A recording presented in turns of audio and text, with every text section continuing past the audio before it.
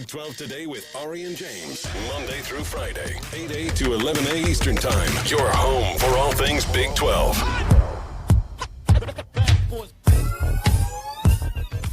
And we're off and rolling on a Monday. Ho-ho! Happiness is a choice. Thank you for choosing us. Along with James Westling, I am Ari Tepkin. A lot to get to today on a Big 12 Whiparound Monday. We've got Darren Peterson drama to unpack. We've got a huge big Monday from Lubbock.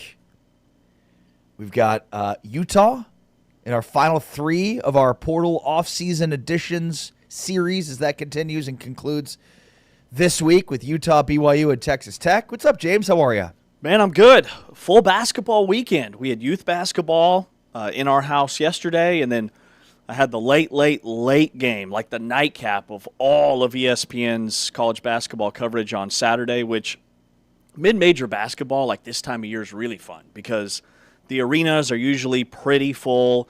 The teams play really hard, especially for like these, they call them wild card conference games, where you don't necessarily know the matchup. You just know that the league is going to get a high-profile game. And so it's February, right? Like all across the board, this is the month for college basketball, where these teams like really start to round into form.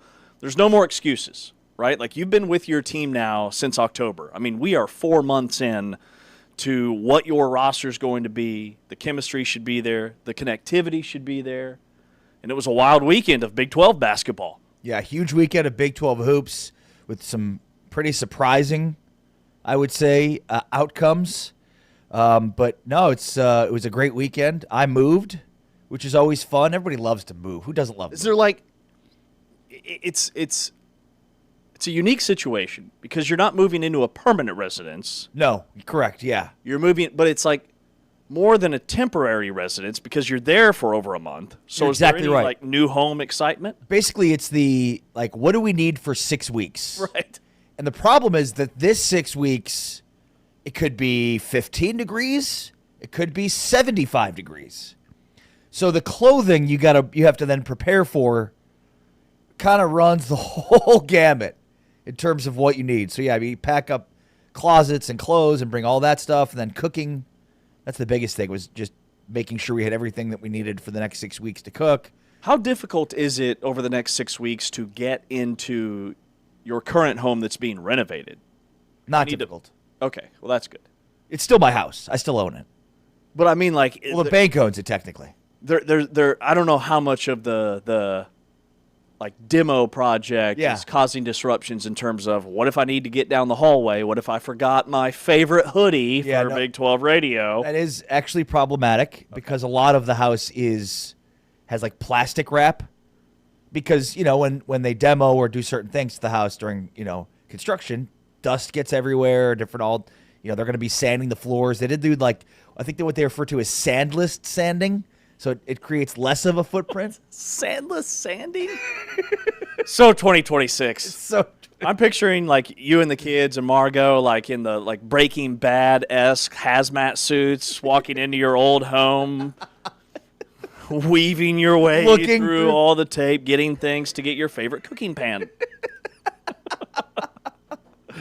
Yeah, it's kind of like that. So yeah, spent a lot of the weekend going back and forth between my, you know, current residence and my permanent residence.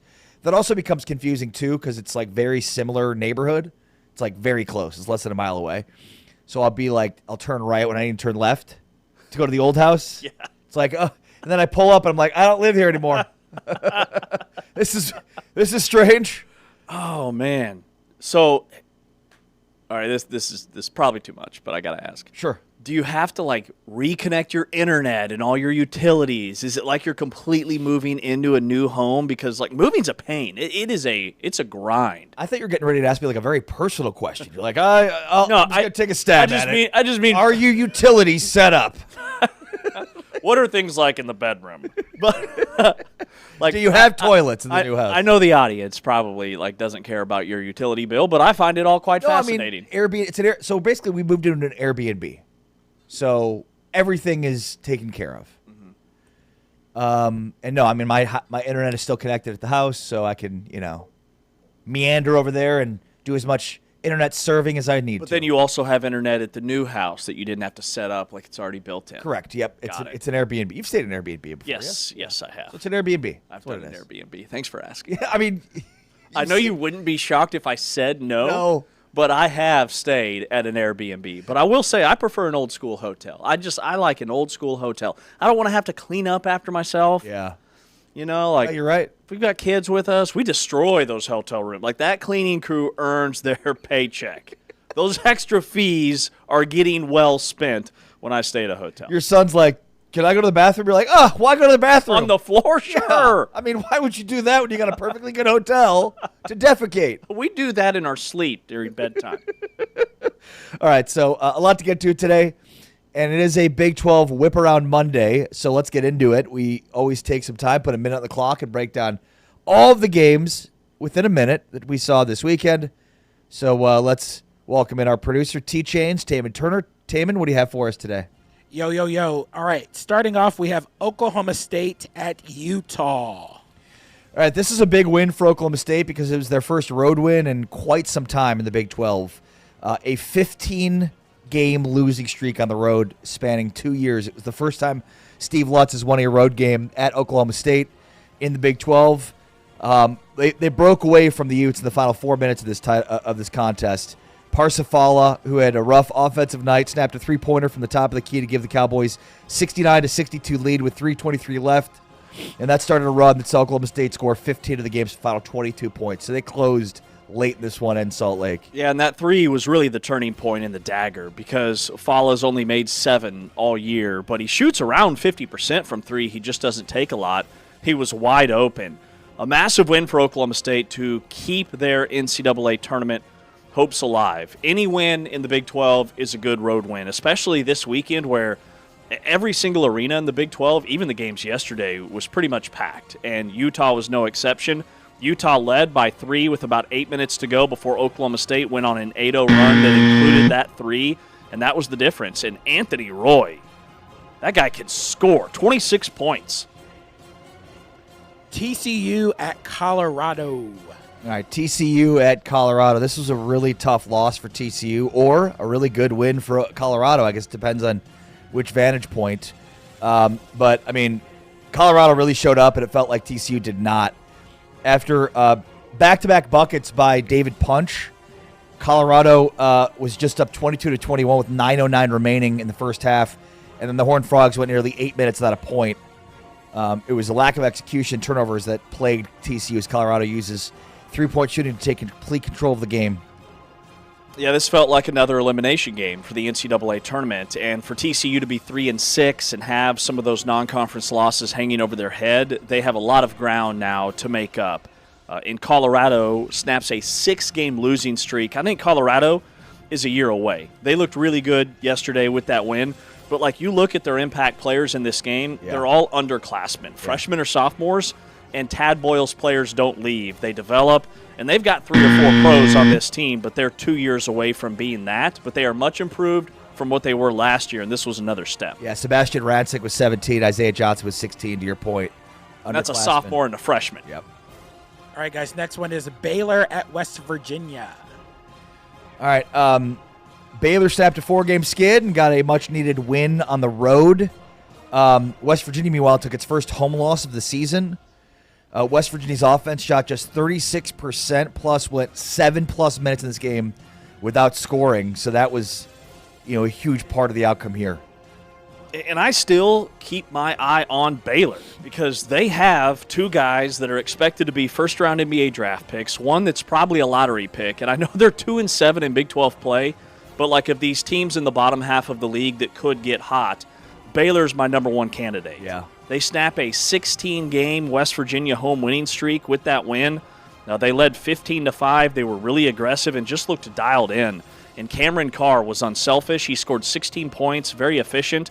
Also had 12 rebounds. Like, they're one of the best offensive rebounding teams in the country. They just struggled against really good point guards.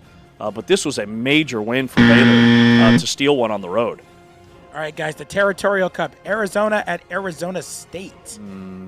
Yeah, so of note here, James, Kansas in 96-97 started 22-0.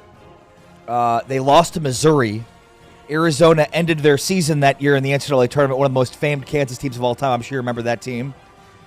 So 22-0 is the longest stretch to start a season ever in Big 12 history. Arizona matches that with their 22nd straight win to start this season against Arizona State at the Territorial Cup. This game was a lot closer than expected, but Arizona pulled away late. I thought, Tobey Owaka may not be the best player on this team, but he's the spark plug. And he had 2 offensive rebounds in the second half of this game that really sparked the run for Arizona. Jaden Bradley was not great, but hit 2 big shots down the stretch. Like, that's what they do. They just put teams away, and that's what they did against Arizona State in Tempe. Yeah, this game was really never competitive. I was at a shoot-around Saturday afternoon, and I'm listening to a couple of assistant coaches and my analysts talk about Michigan, because Dusty May was an assistant at Louisiana Tech many, many years ago. And they're rattling off all the teams that could beat Michigan and win the national championship. And nobody said Arizona. And I'm just sitting there, I'm thinking, man, like, people outside the Big 12 still don't understand how dominant this basketball team is at 22-0. All right, I'm curious to get James' thoughts. Iowa State at Kansas State. I don't have any thoughts, Taman. This game didn't exist. It was not played. I think Iowa State just scored again. 95-61, and James, it wasn't even that close. No, it wasn't. It was the worst home loss for K-State in over 3 decades. K-State's now 1-8 in Big 12 play. Iowa State had a 25-4 run and just manhandled Kansas State on both ends of the floor. And the sad part is Kansas State had maybe their best crowd of the year. Like, Bramlett's Coliseum was nearly sold out for a basketball team that's barely playing 500, and Iowa State whooped them. They led 50-21 at halftime, and 2 programs headed in opposite directions. And It says a lot about the physicality that you have to have in this league, not just on the perimeter, but also in terms of rebounding the basketball, scoring at the rim. Joshua Jefferson led a really balanced attack for Iowa State. Everybody scored. Everybody filled up the stat sheet. It was flawless basketball from the Clones. Yeah, 28 assists on 33 made baskets for Iowa State. So I think this win said a lot more about Iowa State than it did about K-State. All right, next one, guys. Cincinnati at Houston. This one was one of the few games that was yesterday, including Iowa State and Kansas State and Houston and Cincinnati. 38 straight wins for Houston over unranked opponents. Just a remarkable number for that basketball team, James. Yeah, they led after a 16-5 run over a stretch of about 6 or 7 minutes. They took control at that point. They were up 32-18 and really never looked back. They outscored Cincinnati then by 26 in the second half. And the fact that Houston is 19-2 and not even in the conversation for a 1 seed in the NCAA tournament says a lot about how top-heavy college basketball is. But if you're a 1, good luck playing Houston as a 2 or a 3 in your region. If you're a 1 with Houston as your 2. Right? Sorry. But I think that's another team that can beat Michigan, by the way. Totally. I think the Big 12 has 2 or 3 at least. That thought that Houston could be a 2 or 3 seed, to me, basically says that the Elite Eight of this year's tournament will be Final Four caliber teams and Final Four caliber games because college basketball is that top heavy. All right, this was a fun one. Texas Tech at UCF. Yeah, UCF, welcome to the NCAA tournament, right? Solidifying their spot with another quad 1 win here, this time over a Texas Tech team that had been surging. Look, Orlando's a tough place to win. Kansas found that out. Texas Tech found that out.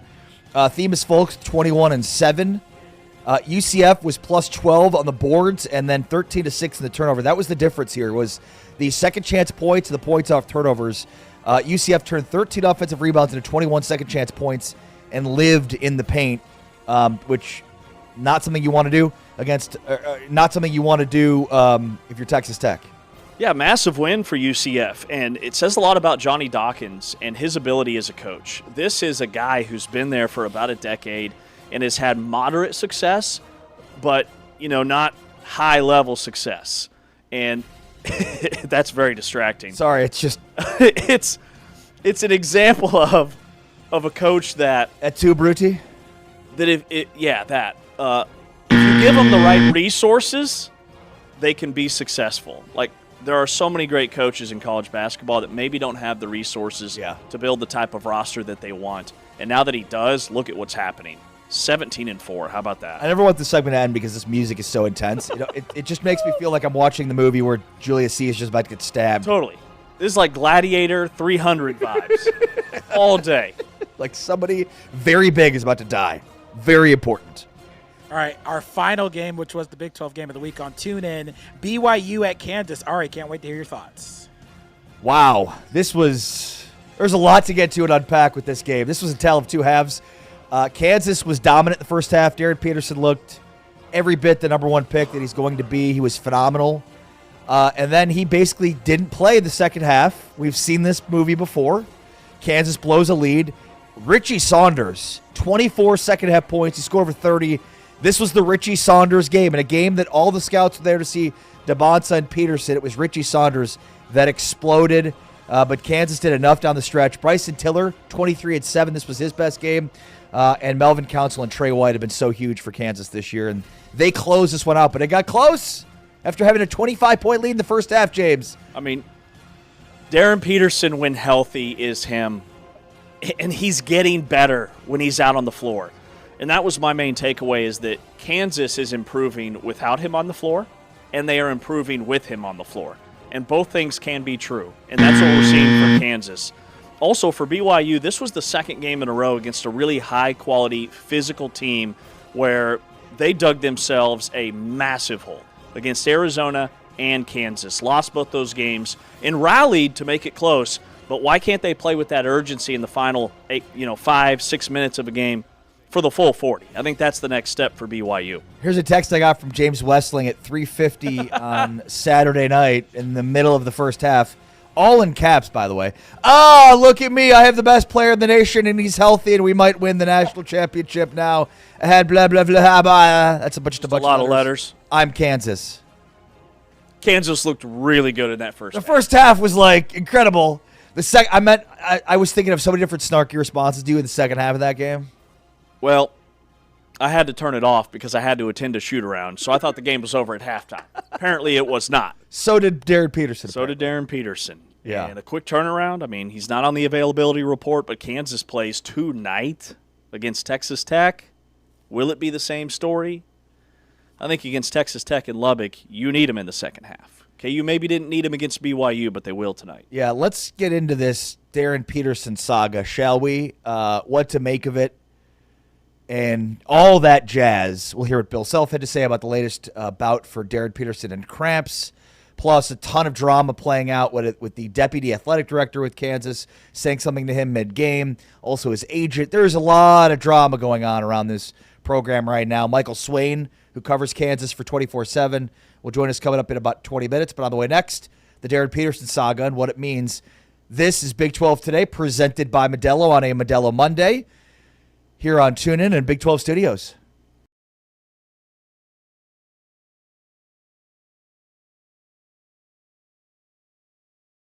To get it turned back around, they also were 12-1 at one point. Now 14-6, 2-5 in the Big 12. McHenry fakes. Now Brown down the lane. Keanu Dawes from the corner. Three.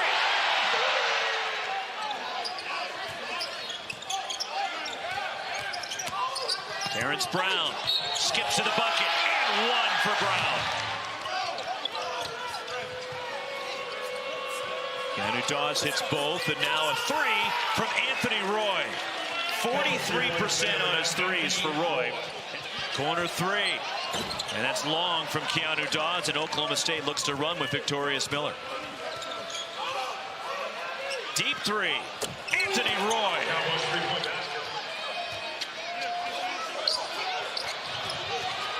Here's a steal. Christian Coleman attacks, and Coleman glides in.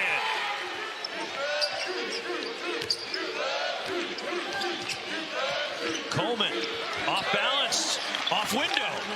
To get a little bit of that winning feeling going on the road. Kanye Clary gets in the lane. And he rolls it in, and Clary with a tough shot. If they escape here with a win, I don't think that's going to become a trend, though, for Steve Lutz. No. The tip in, Parsa follows. and they have pulled off the first road win in a long time. 15 straight road conference losses. That drought is over. And their first conference road win under Steve Lutz.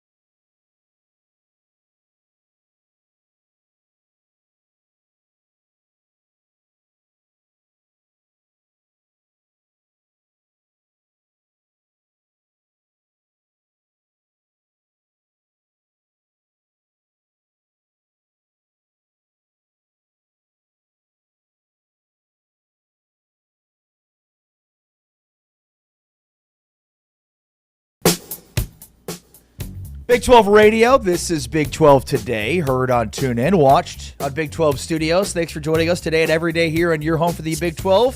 TuneIn and Big 12 Studios. A reminder, you can find the list of where you can watch us via Big 12 Studios at big12studios.com. You can also follow along on YouTube via the Big 12 channel, where I usually try to keep up with everything going on in the comment sections there, so you can join the show and have your input heard there. Lots of ways to get in touch with us here via TuneIn or the Big 12 Studios via big12studios.com. James Westling, Ari Tepkin. All right, we are about 20 minutes away from visiting with Michael Swain from FOG 247, part of the Kansas 24/7 Sports Network. And the Darren Peterson saga continues to get weird, or just continues to stay the same. Maybe Kansas is just playing better with or without him. And that's the huge breakthrough. But Peterson, in a game on Saturday that had the entire college basketball and NBA world watching, with the presumptive top two picks, DeBonsa versus Peterson, Peterson spread his wings very much so, scoring 18 points in the first half, and just playing phenomenally. Had a dunk that, I mean, just sent shockwaves through Allen Fieldhouse. I mean, I've seen some incredible performances at Allen Fieldhouse. Kevin Durant had a ridiculous performance at Allen Fieldhouse. This may be the first half that Darren Peterson put together the best performance I've ever seen at Allen Fieldhouse. For a half. Absolutely. For a half. Absolutely. It was incredible. 18 points on 8 shots. A posterizing dunk. 3 for 5 from 3. He's incredible. And when he was on the floor, Kansas was much better against BYU. The plus-minus for Darren Peterson, when he was out there, Kansas was plus 15. The thing that I think magnifies all of this, how much he's on the floor, the cramping, how Kansas is handling the situation, all the conspiracy theories with the deputy AD coming over and having a chat with Darren Peterson during a timeout, and his agent, and he was at the game, and the reactions, and the NBA scouts, like all of it. All of it has built week after week because of how impressive this kid is when he's out there. I mean, this is, and I'm trying not to take it for granted, because I believe we are seeing a Kobe Bryant-esque player play college basketball. Yeah, I don't think there's any, you almost can't be too hyperbolic when it comes to this, because what we're seeing is, I mean, this is a man amongst boys. Yes. I mean, this is Kobe, MJ caliber of play on the floor in the Big 12. And I'm trying to rally behind that because that is really exciting. And when he's out there, he is simply unguardable. It looks like he's playing against middle schoolers. And it's not his size. Like, he's 6'6", 200, prototypical NBA wing. It's how smooth he is. It's his court vision. There's a sequence where he had a steal. He goes, brings the ball into the front court, gives it up, gets it back like 2 or 3 rotations later, drives into the lane, drive and kick 3. He hits Trey White for a corner pocket 3. And it was just a work of art, like poetry in motion. He's dominant on both ends of the floor. And what we're seeing from him now is when he's out there, he's playing at 100%. And there were times where I thought early in the season we saw him take plays off. He's not doing that anymore. Like, he is flexing his about to be an NBA superstar muscles, and they were on full display. He was very up for this game because all of the Peterson versus DeBonsa talk, and to me it was clear cut who the better player was in this game, even though we only saw him for 20 minutes. Well, and that's, I think, the unfortunate part of this is that so much now of the story surrounding this game is on the status of Darren Peterson, and in a game in which the entire college basketball and NBA world was watching, the reaction from so many is disgust, disdain. You know, there's reporters that are talking about how dreadful this is for the sport. I mean, in some ways he's incredible for the sport. In other ways, he's making a mockery out of the sport. Mm-hmm. It's such a weird, conflicting, both things can be true, bizarre set of circumstances here. And it's seemingly not going to end well for Kansas. It's going to work out perfectly for Darren Peterson. In a game where Tyron Stokes, the number 1 recruit in next year's class, who's heavily considering Kansas, was sitting courtside, and Bill Self dapped him up after the game. I mean, it was a great environment, but what just a crazy spectacle it was with Darren Peterson. And then on top of that, there's a lot of local reporting. We'll talk with Michael Swain about this, but basically Darren Peterson's agent, Darren Matsubara, did not return to his seat in the second half. There's also some, I'll just call it fringe reporting, nothing exactly credible, that suggests that Matsubara said something to the associate athletic director at Kansas, and then he went and talked to Darren Peterson during the game. Now, look, what was said or what happened, that's up for debate, or that isn't being widely reported, but it was seen. He went and talked to him, which is never happening during a game. You never see a deputy or an associate athletic director go and talk to a player during a game. So that was bizarre to see video and pictures of that. There's just a lot going on here. And it feels like, with Bill Self once again calling it cramps after the game, like, let's hear clip number 1 here from Bill Self. It just feels like it's just a weird concoction that's boiling over underneath the surface here. I thought it was a great day. It's perfect. I thought that the game day was a great infomercial for our university and our athletic department. I thought it was great, well attended, a lot of energy, and the crowd certainly was everything that game day said it would be.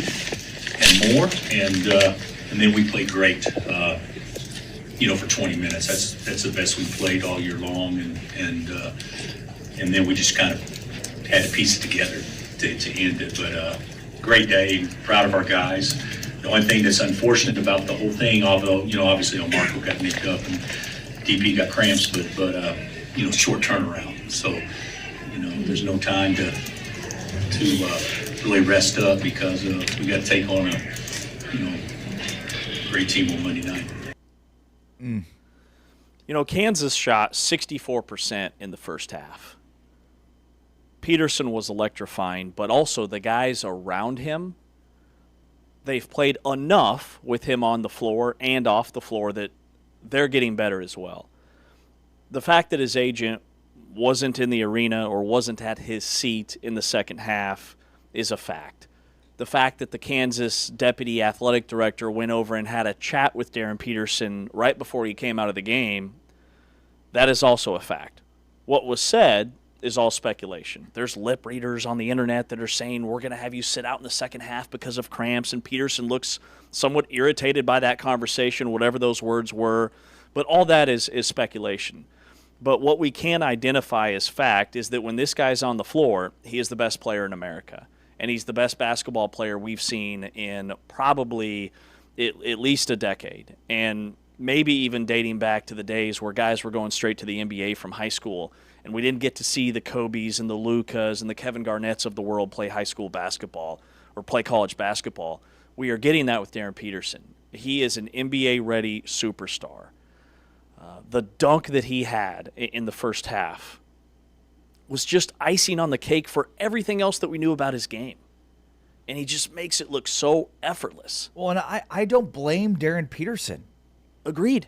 I think he's being vilified. And he's a product of the system. Yep. The system says he has to go to college. He clearly does not need to go to college.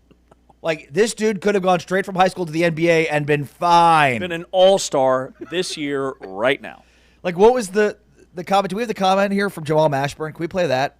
Jamal Mashburn said that Cooper Flagg, who is by far the number one pick. Here, take a listen. Here's Jamal Mashburn. So when I look at last year's number one overall pick in Cooper Flagg. If I was to put him on that list, he would be sixth. You would put Cooper Flagg behind all five of those. Behind all five of them. Koa Pete, Peterson, Caleb Wilson, everybody. Just from a skill set and also elevation level of where they can get to. I personally think Caleb Wilson, he's going to take a humongous jump at the pro level. I think he's going to be such a good pro game. Yeah, such a good pro game. But I just think that this freshman class, and you contribute everybody from last year, those guys will still be at the top of the list. Mash. I thought Cooper Flagg had some holes in his game. All right, Bash, but one of the things you have the advantage of is you're looking at Cooper Flagg right now and how he's come on in the NBA, and yet you're still... He just had 49 points. Do you see Caleb Wilson having 40-something points in the NBA next year? One thing I will say about the years down the road. One thing I will say, I see Darren Peterson having 40 at some point in his rookie year, AJ having 40. But over the long term, Caleb Wilson, in my opinion, is a piece that could be built around for a championship caliber team. Yeah, I love the explanation there from Jamal Mashburn. I love Bruce Pearl kind of pushing him on it. It's great coverage from TNT on the Big 12. And, yeah, I mean, TNT or NBC, excuse me. Not TNT, right?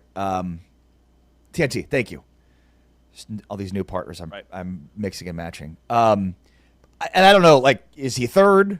Right? I mean, I think it's obvious that, like, the number one pick in last year's draft would not be the number one pick in this year's draft, which speaks more to this year's draft than it does to last year's draft. Absolutely. And that wasn't a knock on Cooper Flagg. That is we are witnessing history. This is the best draft class the NBA's probably ever had. I mean, this is going to mirror the 03 draft class with LeBron and Carmelo and D. Wade and all those guys. This is the best freshman class in the history of college basketball. Because it's not just and you could almost make that argument for just the guys in the Big 12. When you look at DeBonsa and Peterson and Kingston Flemings at Houston and Yesufu at Baylor and Pete and Burries, there's 6 right there that all have NBA superstar potential. Like, we are witnessing a really special year in college basketball.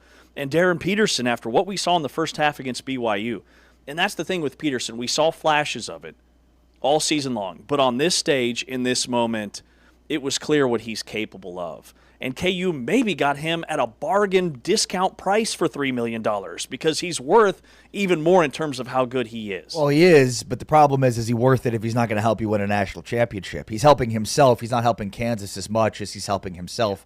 Here's what Darren Peterson said, or rather, here's what Bill Self said about the cramping situation and how it's due to conditioning. It's just cramps. His quad started cramping, and when they do, it's hard for him to come out of that.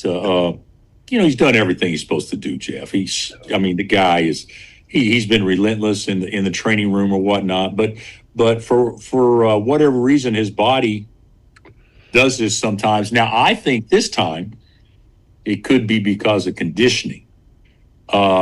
Because he turned his ankle Tuesday against Colorado. A week ago Tuesday. So what's that been? 10, 11 days. Yeah. And he practiced on Thursday. Right. Now, was he out there doing 1-on-0 shooting and doing that stuff? Yes. But as far as getting winded, he practiced on Thursday. Yeah. And on Thursday in practice, I said, "Ooh, you're kind of gassed a little bit, aren't you?" So I wonder if that could be part of it. But and he'll get that back quickly.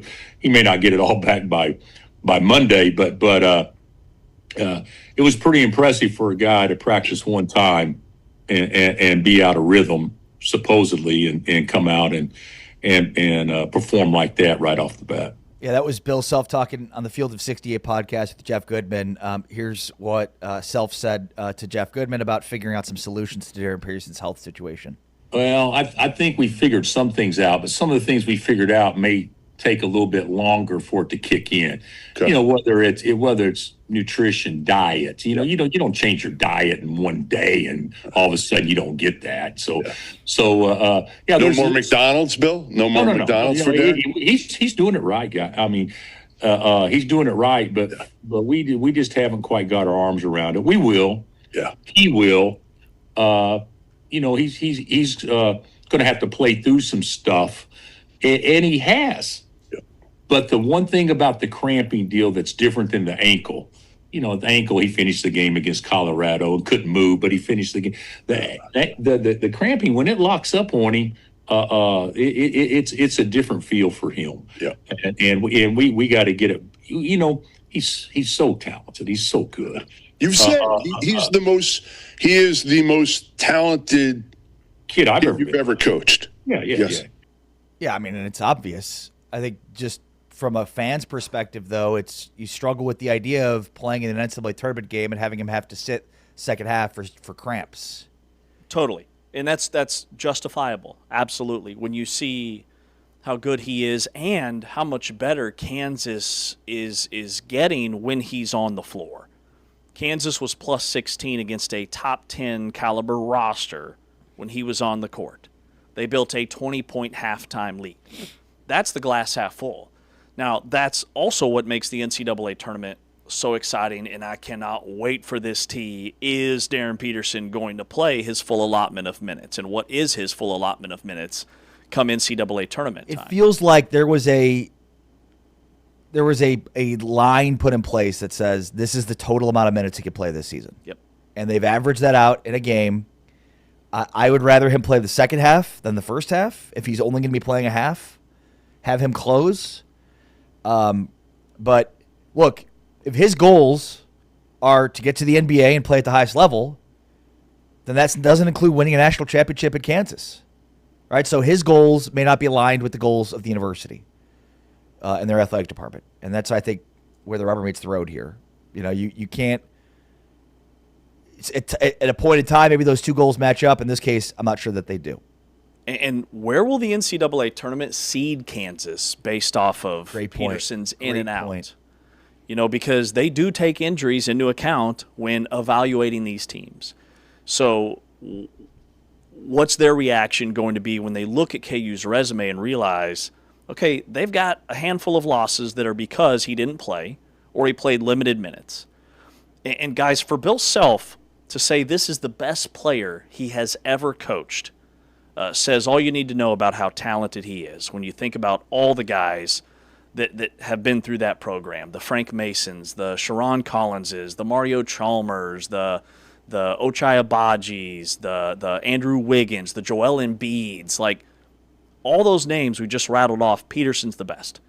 And he's the best even when he's only out there for 20 minutes. Well, and there's a conspiracy theorist here side that Darren Matsubara was involved with Joel Embiid when he was at Kansas, and basically Embiid, who did not play in the NCAA tournament his freshman year, it's being reported that Matsubara may have influenced Joel Embiid sitting out in the NCAA tournament for Kansas. Again, goals are not aligned, right? If your goal is to get to the NBA and be the best player you could possibly be, that doesn't necessarily mean helping Kansas win a national championship, right? Mm-hmm.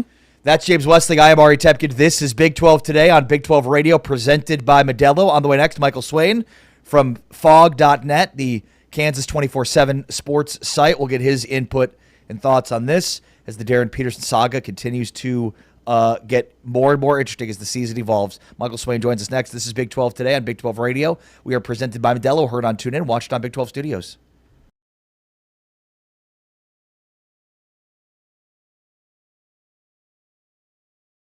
Trip up on the road here in Boulder as we tip things up. And it will go to the Horned Frogs to begin the afternoon. Hargris pulls up, feeds the wing. Sanders flashing across the lane. The kick to the corner for Holland, and what a start for him. And a loss to the 10th ranked Cougars. Skip pass to a wide open Sanders, and he knocks it down for the corner. They're making life difficult on Johnson. He finds his way through, and the throw down for Dak. Nice vision from Hargris at the top. Colorado shooting 56%. Entry pass. Too short to reach punch. Numbers for Colorado. The lob and the finish. Run out of the gym. Iowa State had a 30-4 run early in that game. Offensive rebound. Ron Sheik goes up strong. A rough and tumble Big 12 with a very young team. An impressive outing here this afternoon. The jump hook from Ron Sheik would go. Caden Edwards sparingly used, true freshman for TCU. Wow. And ahead of the pack, it's Dak! Put down on the highlight reel! Ronchik, shifty moves. I think sometimes Tad Boyle wishes, you could get more out of him defensively, but offensively, he's tough. A blowout victory. And a damaging result for TCU's tournament hopes.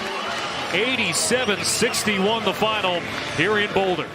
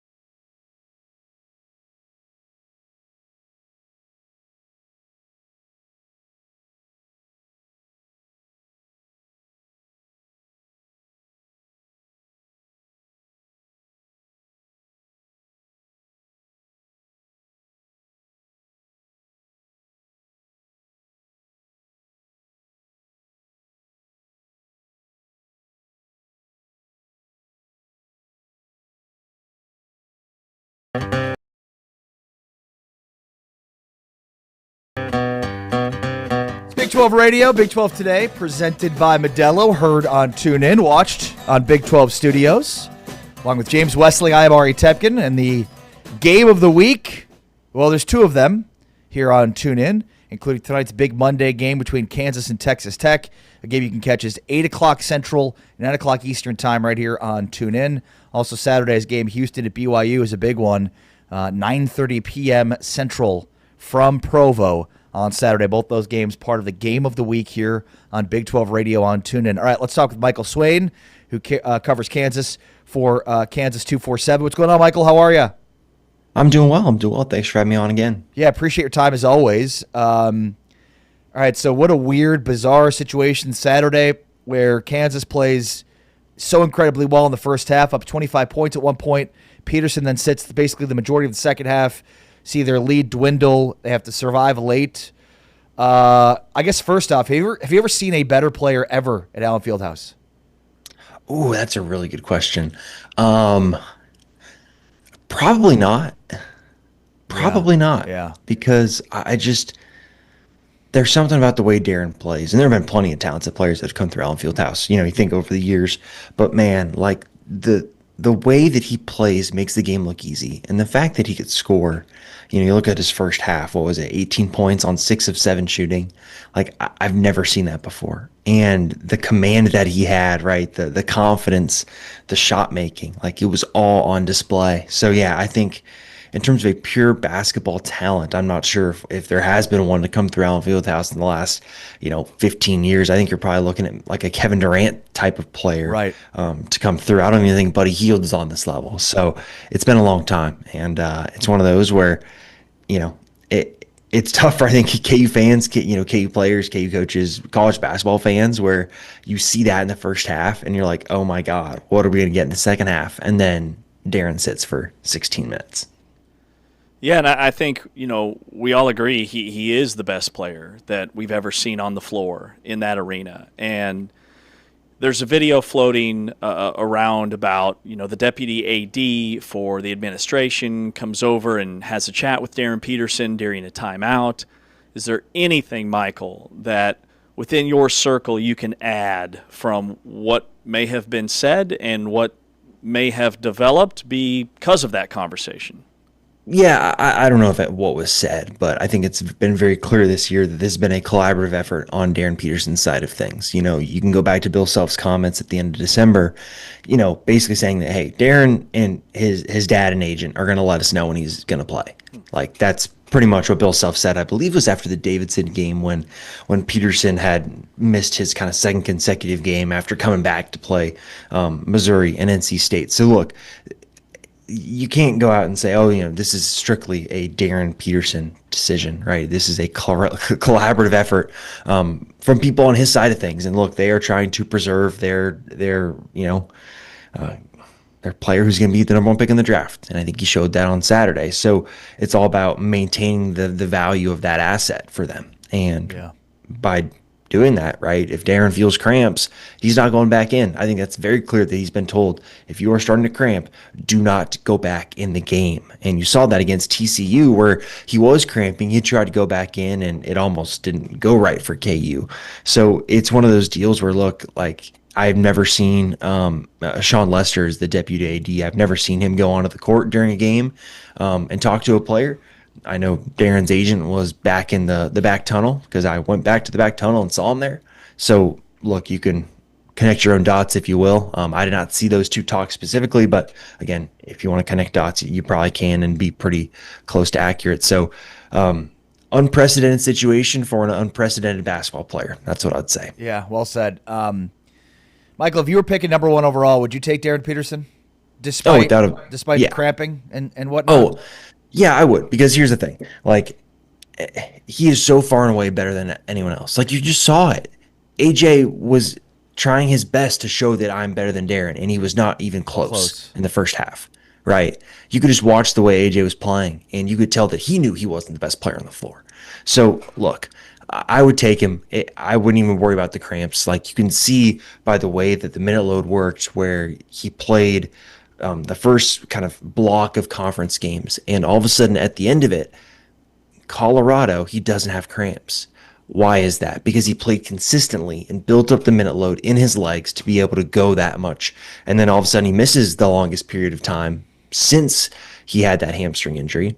And all of a sudden the cramps come back. So like, look, I'm going to watch the minutes and see how it goes. Like, I bet you he'll cramp tonight. I think he'll probably cramp for the next week or so. The question is going to be then, hey, when you get into kind of mid-February, I have a good feeling that probably the cramps will go away because he'll have played enough basketball to have that kind of built-up minute load. So, yeah, the cramps don't really concern me. The hamstring injury would be closer to concerning me, and he seems to have shaken that. So I think it's a no-doubt number one guy, and you feel really good about it. Like, from what he showed on Saturday, he could go play on an NBA team right now. Yeah. I think that's just the fact of the matter. Yeah. Michael Swain, Kansas beat writer for 24/7 Sports, at Kansas 247, at M Swain 247, joins us on Big 12 today. So in terms of, and I think, Michael, you said it best, they are protecting their asset. What does that mean for the NCAA tournament? Now it's like we look forward to that because when he's out there, Kansas could be the best team in the country because they've got the best player. Yeah, I think it's going to look very similar if the cramps continue. That's, I think, the biggest thing here. And the reason why I'm maybe not as concerned about the NCAA tournament is just the fact that we saw the cramps kind of go away when Darren played consistently and was able to go out and, kind of build, like I said, the minute load. So this is different than having a hamstring injury or Joel Embiid having, his injury. This is more of a how much can you play and how effective are you when you play. Like, could Darren Peterson have gone out there and played in the second half on Saturday and not hurt himself for the long term? Yeah, definitely. But he would have been slow. He would have been a liability on defense because he couldn't move as well. Offensively, he would have been passive. It's just not in anyone's best interest, Darren or KU's, to have him out there if he's 30% of what he can be. So I think just the biggest key for KU, for Darren, for everyone involved is can you find a way to get him to consistently play to where the cramps are no longer a thing. And if that happens, I think there's no reason why I don't think Darren would hold out of the NCAA tournament. I think he's someone that wants to play, wants to win.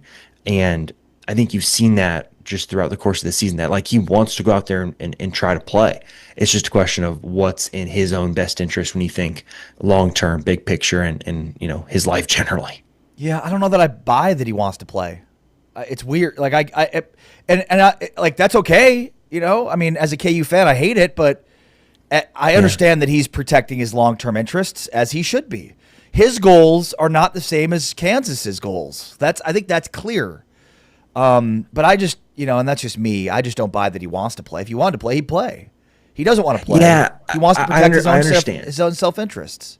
Yeah, I do understand where you're coming from on that. I think that if you look at this, if Darren didn't want to play, he would have shut it down. He'd be done. He'd be the number one pick, right? I think the fact that he continues to try and come back and play and that he's going to play tonight, I think shows you that he wants to be out there because he's done his job, right? He could not play another second of college basketball and be the number one pick. 100%. So he's done his part. He's shown that he's better than Devonta, better than Boozer, better than anyone else. So he's done that part. And I think the reason that I think that he wants to play is the fact that every single game he comes back, tries to play with the thought in the back of his head that he's going to start cramping up in the second half. So, I totally understand where you're coming from, though. It's a totally fair perspective. Yeah, and so, I mean, that brings us to tonight, Big Monday. By my count, correct me if I'm wrong here, Mike, Bill Self has never lost on Big Monday? Big Monday at home. Got it. Okay. Different on the road. That's okay. It's like 38-0 at home or something like that on Big Monday. But, yeah, this game's in Lubbock tonight. Now, I noticed, and you tweeted this out last night, he's not on the injury report. So that means he's good to go for the game tonight? Yeah, like we're saying, good to go is a subjective term, right? The Big 12 availability report is who is going to be available to start the game. Darren will be available to start the game. It's just a question of if 9:30 p.m. tonight, if Darren's playing basketball or not, right? That's the question. Yeah. Well, tonight he'll try and show that he's better than Christian Anderson and JT Toppin and a really good Tech team that's going to be angry and hungry at home. So what are the keys to the game for KU? Yeah, this is a really, I think, tough style matchup for KU. you can look at the BYU game just generally. KU has allowed a high number of 3-point attempts. That's just how they've played this year. They've gotten lucky with some variance. You look at some of the games earlier in the year, even some games in conference play. They've also got unlucky, right? West Virginia had a nice game from 3 against them in a game they lost. Then you look at Tech on the other hand, and they are one of the best 3-point offenses in the country. 13th in 3-point percentage, just under 40%. They shoot the 36th most 3-pointers in the country. So this is a game for KU where it's going to come down to, okay, how does Flory do on top end? Can you keep him from having just these incredible performances where he's scoring 20 plus points on like 65, 70% shooting? That's the first thing. And the second thing is, can you find a way to slow down the way that Tech moves the ball offensively, that where they're able to get the 3-point looks?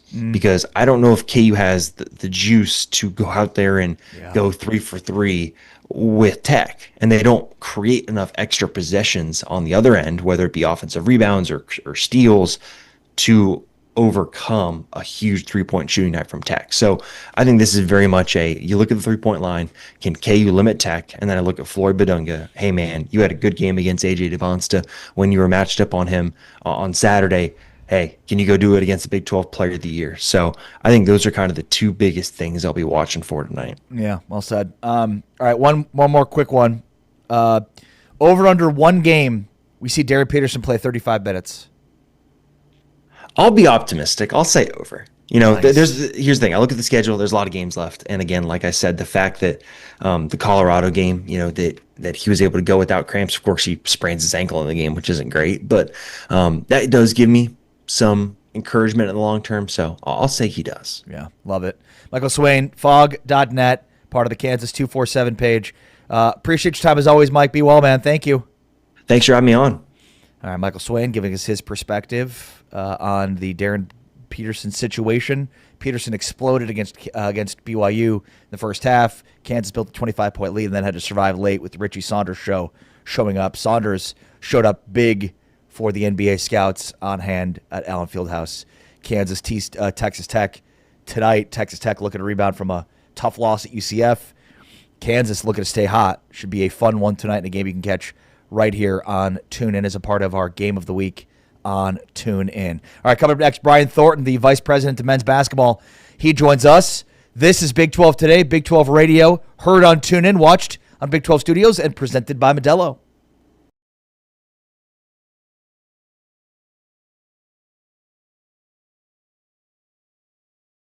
And we are ready to go. Carr and Obioha, jump it. And a violation is going to be called, I believe, on Baylor on Carr. Good pass. Finds the open man. Yesufu can't hit anything, and he's going to hear that from those students behind us. Carr gets an open look and knocks it down. Great start, Baylor team.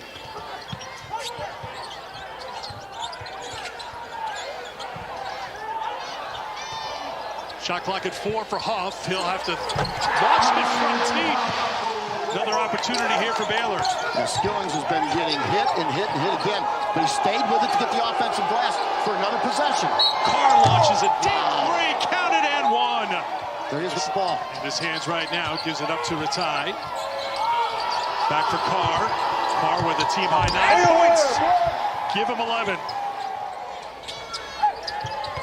Carr trying to stay hot, and he does. 13 for Cam Carr, averaging just under 20. Looking for a stop.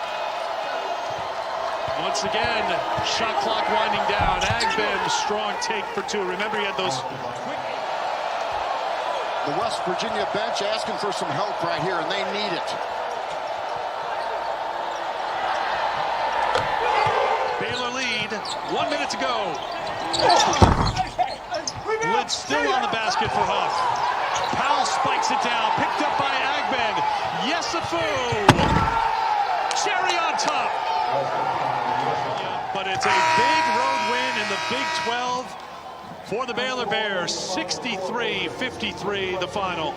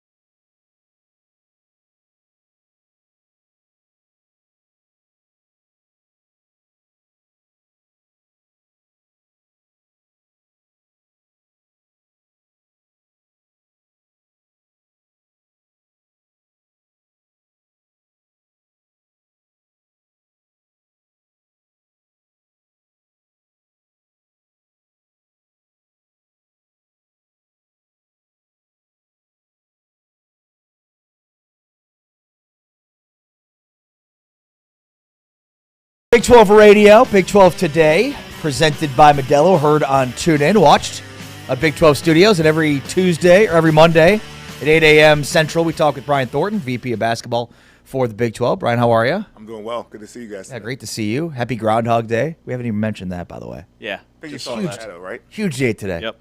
Doesn't he always? I mean, that's kind of par for the course, I think. Look, it's February. It's going to be cold. We got to understand that. We live in Dallas. It could be a lot worse. You know what? You're going to take a couple of these cold days knowing that there's going to be some 60-degree days in the winter, and let's just be thankful for that. Yeah, well said. All right, huge day at Allen Fieldhouse on Saturday. All the NBA scouts, all the attention. You know, what did you make of what you saw and what played out on Saturday? Yeah, I mean, it was a matchup that was built up with a lot of hype, and you know, it ended up being a really good game at the end of it. But you know, obviously, Darren and AJ were going to be the show, all the NBA scouts being there and whatnot, and you know, to see what Darren was capable of doing in the first half is special. You know, we've kind of become accustomed to seeing that a little bit, that he has a phenomenal first half, and then for, you know, whatever reason, maybe the second half doesn't work out quite as well. But he showcased what he's capable of doing. You know, AJ, you know, probably wasn't as AJ-ish as he's been in some other games, but it just really goes to show the depth of our league when you kind of see what some of the other pieces that maybe weren't as talked about play as well as they did. You know, Richie Saunders having 33 points. 24 in the second half, yeah. 24 in the second half led him to a big comeback. It really goes to show, like, this guy's a first-team All-League guy. You know, and he did that last year. He's continued to build on that momentum on a team that has an A.J. DeMonta and a Robert Wright.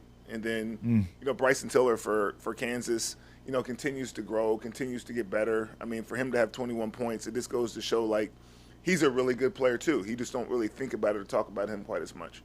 Yeah, with the game that Richie Saunders had, like, he may be playing himself into the first round. There was so many NBA scouts there and just NBA talent on the floor. And my main takeaway from that game is that we are witnessing greatness with Darren Peterson. Like, NBA scouts are talking about he's doing things they haven't seen since Kobe. So when he's on the floor, trying to remind fans, like, take this in because he's that good. Yeah, he's special. I mean, his ability to play with or without the ball is very unique. I mean, you obviously mentioned Kobe Bryant, who's one of the greatest of all times, and I mean, it does feel like that. You know, whenever he touches the ball, you feel like something special is going to happen, and you know, his ability to make shots, you know, on a consistent basis, and also, you know, it's unfortunate that he's had some of these cramping or hamstring issues so far this season, or the ankle previously a couple weeks ago, but his ability to, like, turn it on, like, not practice for a week and a half and then go into the biggest game of the year and, like, here's 18 points in the first half, or, you know, NC State, here's 21 points in the first half. And it's like, if we could ever, or if they could ever get him to play, you know, 34, 35 minutes, like, are we looking at some more 35, 36-point performances? And does that take Kansas, like, does that help them take the next jump and become like a real, you know, Final Four type contender? Because, you know, he certainly has the ability, and those other pieces around him, Badunga, Tiller, Council, all those other guys, they get more time to gel with him. That makes them a better team as well. Yeah, and I'm reluctant to think that they could be a Final Four national championship team based on the fact that we haven't seen him put that together yet. But obviously, if he does, I think there's no question about that. UCF with a huge win. You know, we could look at the Texas Tech UCF game from two sides, right, which is tough loss for Texas Tech. But UCF feels like if they punched their ticket to the tournament, but certainly solidified with two big wins now at home against Kansas and Texas Tech, that could help them solidify, I think, their status. Yeah, I mean, UCF has done a great job, and it starts to feel like UCF is a legitimate team. Yeah. You know, a legitimate NCAA tournament team. You know, I think that when you look at what they've done in our conference so far, I mean, they're 6-3 in the league, in a very good league. Yeah, so right. You got to give them full credit for that. But when you think about, they have a win against Texas Tech, a win against Kansas. They went on the road and beat an improving Texas A&M team. You know, this is a team that is, you know, could win a game in the tournament or more. You know, but you might not have thought about them like that. But they are certainly very, very capable. They have some good pieces. Coach Dawkins has done a fantastic job of rebuilding that team and putting together a great roster that complements each other, and they're really, really fun to watch.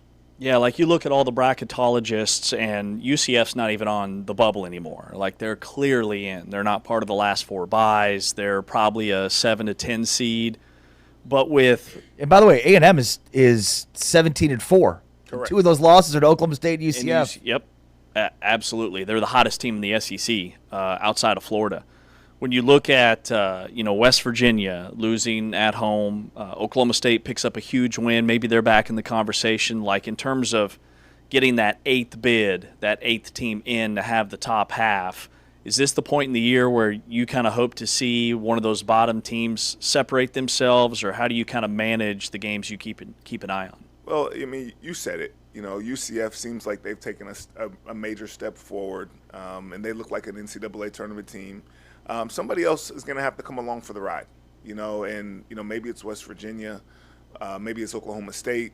Certainly TCU has had great moments, but it could be another team. It could be Cincinnati. You just never know. Somebody has to go on a run, though. And I think that, I think we've talked about it before. When you think about the strength and the difficulty of the Big 12, can a team get to 9 or 10 conference wins?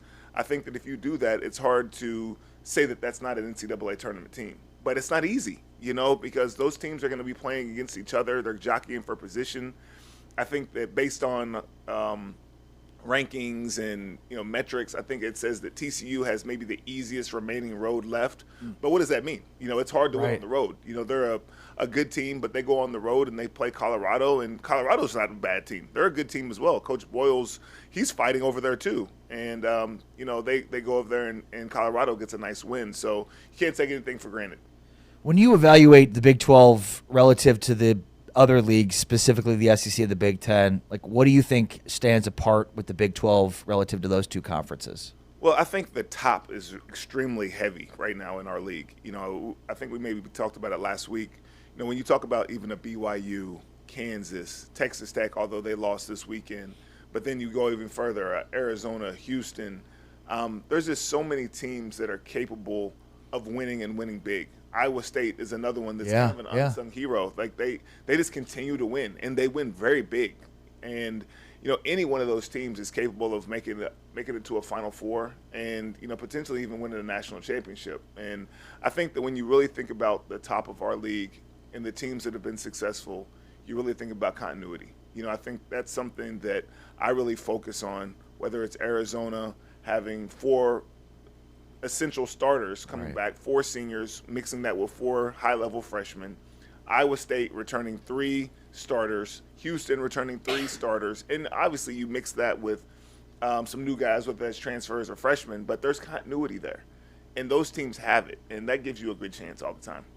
CBS Sports put out their latest bracketology about an hour ago. They've got Oklahoma State as part of the first 4 out, so like they're trending up, they're inching closer to maybe getting an at-large spot. But, Brian, we were talking before you joined us here about when you do visit these campuses and these Big 12 sites and games that you get to go to practice. You go to practice, you go to shoot-arounds, and that's where you're doing kind of the meat of whatever you're trying to accomplish during those trips. What are those sessions like? Like what is your are you just there to kind of take it all in, or are you there, looking to get something done specifically? It's a mixed bag. It's conference play, so you're really trying to stay out of the way as much as possible. You're hoping that that the games run smoothly, that there's no issues with the officiating, that the games are played in a way that is becoming of the Big 12.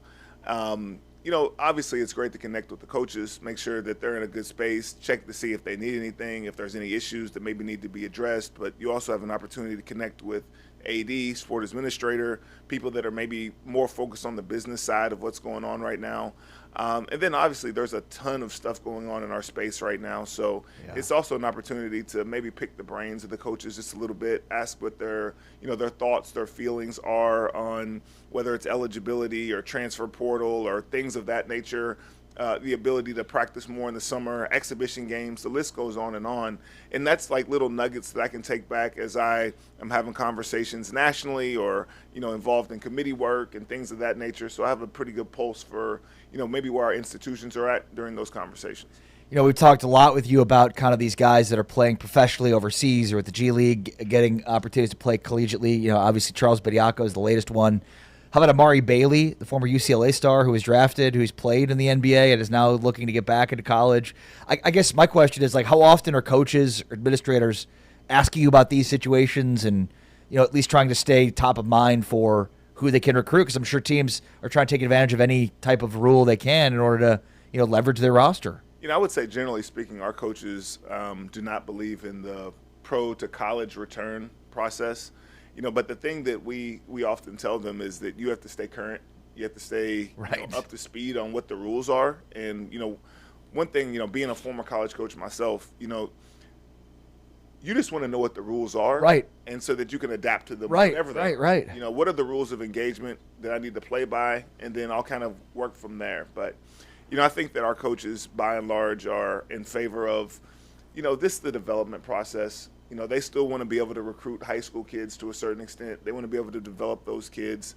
I think many of them still have that mentality. I'm not going to call it old school because maybe I'm old school too if you think about it. But I just think that that's kind of the fabric of what college is. We don't want this to get to a situation where it's just a retread situation of guys that, maybe didn't make it at the pro level and, now they have a place to come back because financially it makes more sense. Like, you have an opportunity to be in college. If you want to stay, stay. If you make the decision to move on, you've moved on. And let the next crop of, young men or young women grow from there. And I think there's an element of all of us. It's like, hey, you took a risk. You took a chance. Maybe it wasn't the right choice, but, that's a learning lesson. That's kind of how life works. Yeah, it's a learning lesson. You don't get to make decisions in life and then go back on those decisions. Yeah, no, you're 100% right. We all make decisions every single day. Some of them good, some of them bad. Right. And then when you make a good one, great. When you make a bad one, it's a lesson. You learn from that, and hopefully, you don't make that same situation again. But you don't always get to go back and try again. You never do. and the James Najee Baylor situation is totally different situation. That definitely, but also small potatoes compared to what we're talking about now with Bediako and the Bailey kid. Yeah. So, Brian, I'm curious, does the Big 12 have a set in stone, hard line, this is the rule, we believe it should be this? Because right now there's such a gray area with the NCAA and what is the rule and what the rule might look like in the future. Well, I don't think there's a question on what the rule is. I think there's a question on how the rule is being applied. Okay, then what is the rule? The rule that the NCAA has is that if you leave college and if you sign up an NBA contract, whether that be an actual NBA contract or a two-way contract, or if you play in games, you're no longer eligible to play in college. Which Najee did not sign a contract, and these guys did, and they're trying to get the rule Bediako, and then even Bailey's played in games. Yeah, he played in 10 games. Yeah. So there's not a question on what the rule is, but what you've seen is that when people don't like rules, then they take it one step further, and they go get TROs and court injunctions and things of that nature. If you really go back, that's how we got into the transfer space in the first place. Yeah, right. In West Virginia. And, that's what has happened over the course of time is that, decisions are made, courts end up superseding some of the NCAA rules, and then that becomes the new rule on the books. And it'll be interesting to see kind of how this next cycle transpires, because the James Najee situation, I think you got to put that one on the shelf because he was none of those things. Right. He did not sign a two-way. He did not sign an NBA contract. He never played in the NBA. He never played in college. So, his situation is very unique. Now, you can say that it was a little bit, I don't even want to use the word funky, but the timing was a little bit different because of when he came in right at Christmas. But if that kid decides to play for Baylor in the summer and he's there all year, it's a complete non-story. But when you have guys that are coming in that have already played in college, they've left, they played in the G League, and now they're trying to come back, or they played in the NBA, and now they're trying to come back. Those are totally different situations. Yeah. At least in the NBA, there's a deadline where you can't add a player past a certain time for him to be eligible for the playoffs. Right now, we have guys being added that are getting ready to play. Right, in the tournament. what stops somebody from adding somebody right before the conference tournament? And then all of a sudden, the team that they had all year or that you've prepared for is not the same team that's going into the conference tournament or the NCAA tournament. Well, I just got to applaud you, Brian. You guys have killed it with the Saturday games, the Big Monday so far. I mean, there was a point in time where the Big 12 was all Kansas on Big Monday, and it didn't, that was it. But we think about, it's the third Big Monday, I think, now? Yes. So the first time Kansas is on Big Monday, and the first three have been incredible. The game tonight should be great. The Saturday games have been great. Great job. Good work. Yeah. Schedule's worked out. It has worked out so far, and it's far from a perfect science. And, there's certainly coaches that feel like we should have done things differently. And, there's things that we wish that we would have landed in a different spot. But, you're guessing. You are really guessing when you're doing some of this, and you're hoping that it works out. You don't necessarily know who's going to be really good or that the timing is going to work out, but we've been fortunate that we've had some great games on Saturdays, some great Big Monday games. We hope that continues, and it'll be fun to watch it the rest of the way. Yeah. Brian, always appreciate you coming in, visiting with us. Appreciate you, buddy. Thank you. Absolutely. Take care. Brian Thornton, VP of Men's Basketball, joining us here on Big 12 Radio, along with James Wesley. I'm Ari Tepkin. It's Big 12 Today, presented by Modelo. Heard on TuneIn and watched on Big 12 Studios.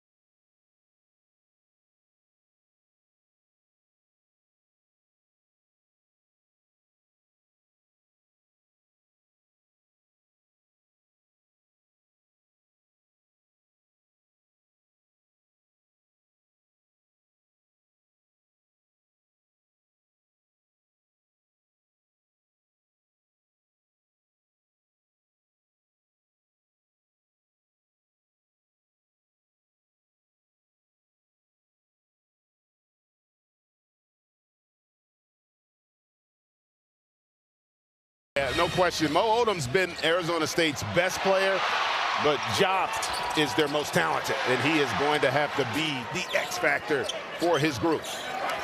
He says when he's played at his ceiling, we're a different team to contend with. Beautiful little low post move. They put a lot of pressure on the referees to make a call. Aaron pass by Odom, and Bowie's ahead of the field, lays it up and in. And that was the reason he pulled back from that loose ball situation. As Mayusin misses from 3, And ASU now 4 of 16 from deep. Right to the floor for Pete. Just magnificent from Burries. Burries overplayed by Mayusin's going to reset. Here's Pete. Elevates, point blank. He just had too much. As they try to look for a couple of knockout punches that they can hit here against an ASU team, Greg, that just doesn't want to go away. Karchekov straight away, and he sticks it. They don't want to go away, but I tell you, this Arizona team just continues to impress. And Jared, that's a great point. And Sparrow, the reality is this for me. You see Noah Pete just punishing the rim there after they're able to break that press. 7 straight weeks atop the AP #1. Their longest stretch in more than a decade as something special is cooking in Tucson. Jaden Bradley. Odom was sensational in the first half, and it is over in Tempe. The Arizona Wildcats have set a new school record with a 22nd straight win.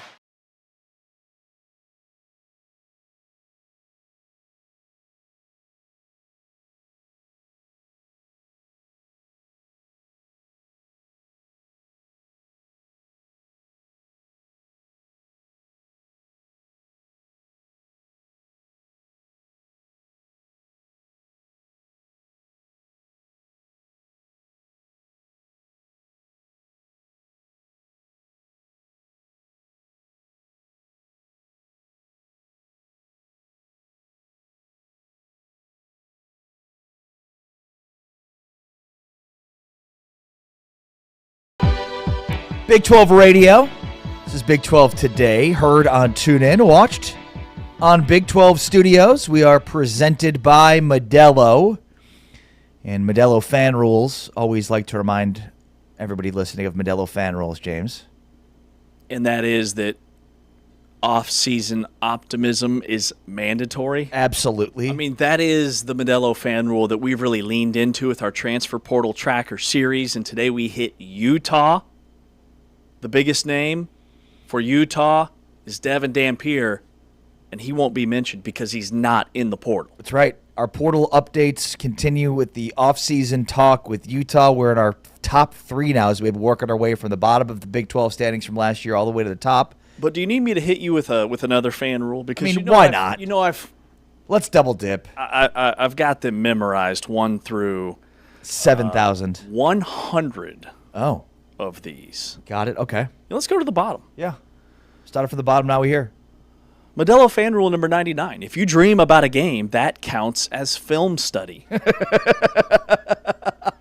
I like to manifest about games. I don't have a lot of dreams or nightmares, so I don't really dream about games, but I'm manifesting. I'm manifesting a postseason Big 12 tournament run for my Kansas State Wildcats. All right, so what's big picture Big 12 right now, top of mind for you? Well, I would start with the league continues to be top-heavy. And that's a good thing because I think there's 5 or 6 teams that have Final Four potential, right? But that's kind of an old topic. Like, that's old news to me because Arizona and Houston and Iowa State and Kansas now and Texas Tech and even BYU have been so dominant against the bottom half of the Big 12. Even with UCF's win over Texas Tech, that is a game and an outcome that's probably good for the league because it's not going to impact Texas Tech and their seeding. Like that is not a bad loss for Texas Tech, and it puts UCF in the conversation is, hey, these guys are for real, right? Texas Tech didn't defend well. Offensively, they were fine. That's the bottom line is UCF did some really impressive things that put them in uncomfortable positions defensively, and Texas Tech just had one of their, I think Fran said it best on social media, like every team has 5 really bad games, and for Texas Tech, this was one. They've got a big one tonight in a bounce-back spot against KU. So my point, that's a long way of saying now I'm looking at these bubble teams and like who are the middle-of-the-pack teams going to be in the Big 12 that can maybe make a run at an NCAA tournament bid. And I think with Oklahoma State, that road win at Utah could really kickstart them because they have quality wins on their resume. Okay, they've got to win over a 17-4 Texas A&M team. That was by 24 points, by the way. They've got a really quality win that's kind of under the radar over USF, South Florida, who's one of the best teams in the American. And then they have a win over UCF, who's now, on the cusp and maybe going to be a ranked team when the poll comes out later today. And then they've got a huge game midweek against BYU at home in Stillwater. That'll be a hostile crowd. The fans will show up for that game. They play at Arizona next Saturday. But if they beat BYU midweek, all of a sudden I look at them as being a team that could be a tournament team. Because after Arizona, they've got Arizona State, TCU at home. They still have at Colorado, at Cincinnati, West Virginia at home. None of those are gimme games by any means, but they're winnable games. So Oklahoma State is kind of the new team when we look at the middle that might have a chance to get in. Yeah, great point, because it feels like it changes weekly. Right. Last week it was West Virginia. Well, they lost at home. Like, you can't lose at home to a bottom half of the Big 12 team if you want to be an NCAA tournament team. And West Virginia doesn't have the non-conference resume that Oklahoma State does. So, yeah, it has been a new team every week in terms of how do we get that 8th bid. One of the other pieces to talk about is Arizona at the top. Obviously, as you mentioned, it's not a new story that the top of the Big 12 or the Big 12 is top heavy, but Arizona 22-0. It's the longest undefeated streak to start a season for any Big 12 team since Kansas did it in 96-97 when they were 22-0, lost to Missouri before then losing to Arizona in the NCAA tournament with a 34-1 record to fall to 34-2. And here is what Tommy Lloyd said, this is clip 9, on taking each game at a time as the team improves, one game at a time as the team improves to 22-0. I'm the wrong guy to talk about that. You guys can talk about that. 1-0. So it was a great week.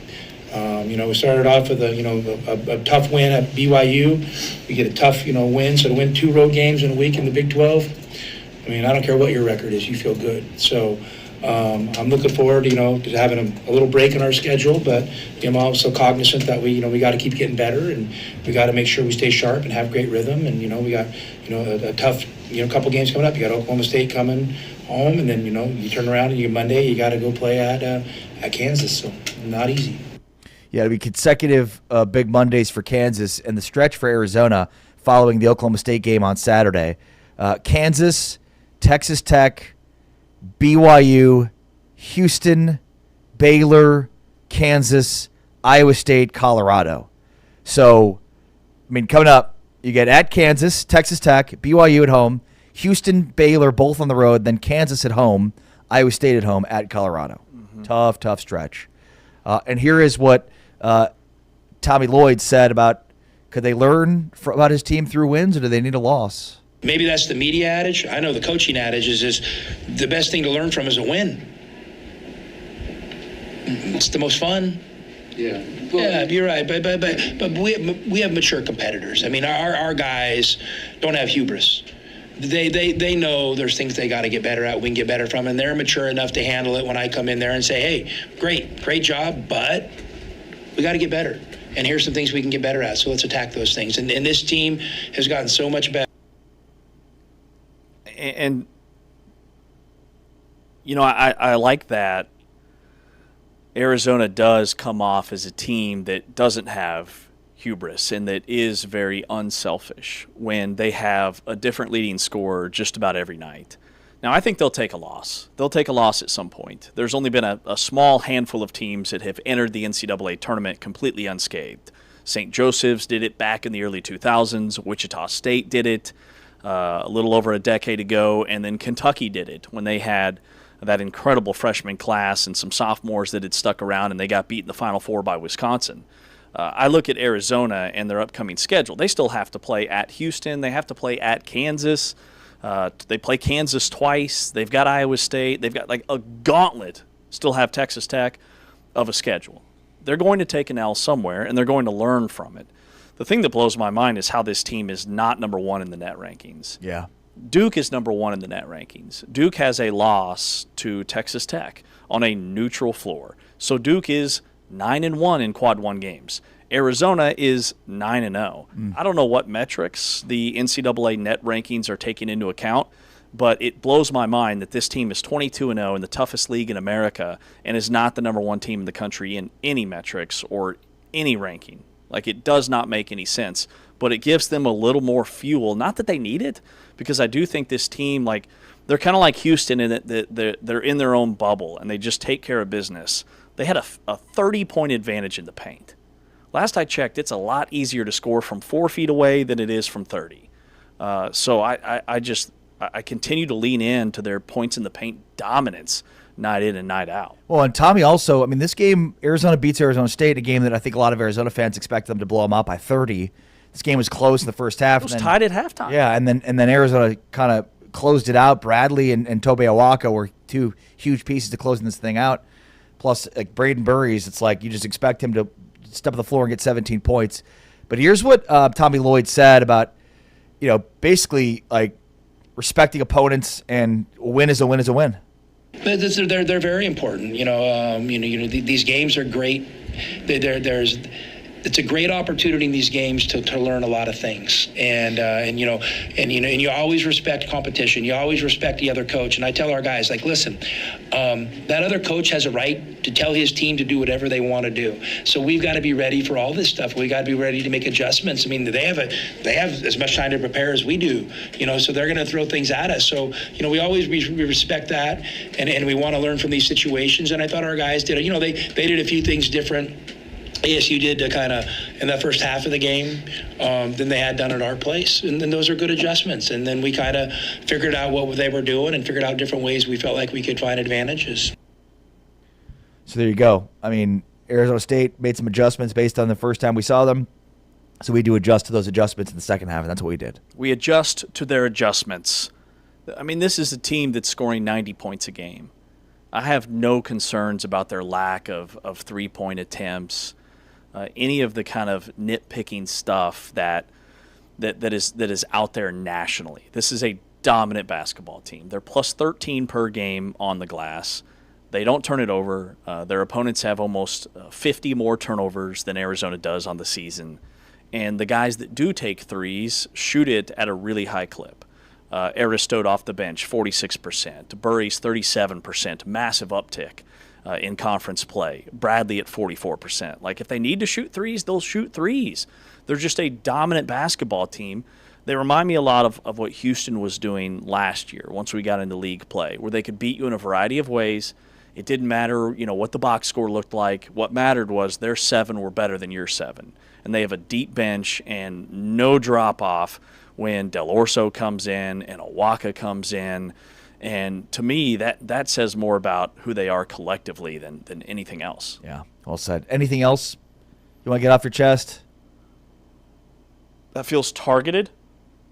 Well, let's hear let's hear clip 13. Let's let James react to clip 13. Kansas State loses again. Here's what Jerome Tang said following the loss. It doesn't matter what I think, because whatever I say, y'all are gonna take whatever you want to and clip it the way you want to and post it the way you want to, so you can get the clicks that you need. And that's so. It doesn't matter what I say. What matters is what I'm doing with these young men on the floor, in practice every day, in their daily lives, to help them continue to move forward. And then, because this is the crew that I brought in, right? And this is the crew I wanted to roll with, right? And if we're not good enough at the end of the season, right, then we will figure the thing out for the next thing. But no, I don't feel like I need to give an explanation to our fans right now. I want them to know that I'm working really hard, and I'm not proud. I'm not happy with the results, but I am proud of the young men that we brought in. That's great. That's great that he's proud of these guys. Bottom line is he did build this team, and they're not competitive. When you lose by 34 at home, when you shoot 6 free throws, and you're the home team, you're supposed to be getting the calls that are 50-50, and the opponent shoots 20 free throws, and you're minus 15 on the glass. Like, if rebounding is a heart and effort thing, that comes from the top. And to be just pounded on the boards night in and night out, that is an issue that isn't talent. It is heart. And there are so many viral clips with the K-State players just looking completely checked out in this game against Iowa State. I think that's where the fans are looking for somewhat of an explanation. Like, it's hard for fans to rally behind a team that you can say that they're playing hard, but they don't look like they're playing hard. And I think that's the biggest gripe with K-State Nation. Do you think he owes Kansas State fans an explanation, as he just said he didn't? I mean, when you're 1-8 in Big 12, yeah, it'd be nice to hear something. It doesn't seem like, from what we've heard in several post-game press conferences, that Jerome Tang really has any interest in and cares about what K-State fans think or feel about his team. And what that is doing is it's creating a larger disconnect between him and the fan base. And like it or not, like, coaches have to play the game. Like, you got to play the game with the fans because they're the ones that are funding your NIL. They're the ones that are selling the tickets, buying the tickets. I mean, this was a great crowd at Bramlage Coliseum yesterday afternoon, and K-State got torched. Yeah, and a lot of K-State fans are reacting to this quote here from Jerome Tang. I'm not disappointed at all. Why not? Because I'm with these dudes every single day, and I know everything that they're going through, and y'all don't. And so I was proud of our guys, especially in the second half. And I'm sure they are going through a lot because K-State fans can be ruthless. Kansas State is a program that has a rich pedigree when it comes to men's basketball and have had a taste of success with Elite Eight runs in his first year, just 3 years ago. Even Bruce Weber went to a couple of Elite Eights, and Frank Martin. And you've got guys like Jacob Pullen on social media saying that is just an effort thing. Like, it isn't there. It's embarrassing. And that's the biggest issue that I think K-State. Right, he's the ultimate effort guy, right? I mean, yes. Nobody's going to. Like, Jacob Pullen sat at a podium after K-State was 0-4 to start Big 12 play, and he said, "I'm not playing in the frickin' NIT." And Kansas State went on a 9-game winning streak. Like, that was a dog. And K-State doesn't have those, and they haven't the last 3 years. Well said. That's James Wesley. I'm Ari Tepkin. This is Big 12 Today. Big 12 Radio. On the way next, some of the headlines across college basketball and college football with the College Sports Commission laying down the hammer on LSU, or so. Plus, Amari Bailey, the latest on that story and the impact it could have on college basketball. That's next with James Amari. It's Big 12 Today. Big 12 Radio presented by Modelo. Heard on TuneIn and watched on Big 12 Studios.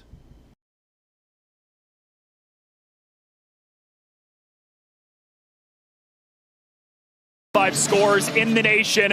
Off we go inside Bramlage Coliseum, and Iowa State with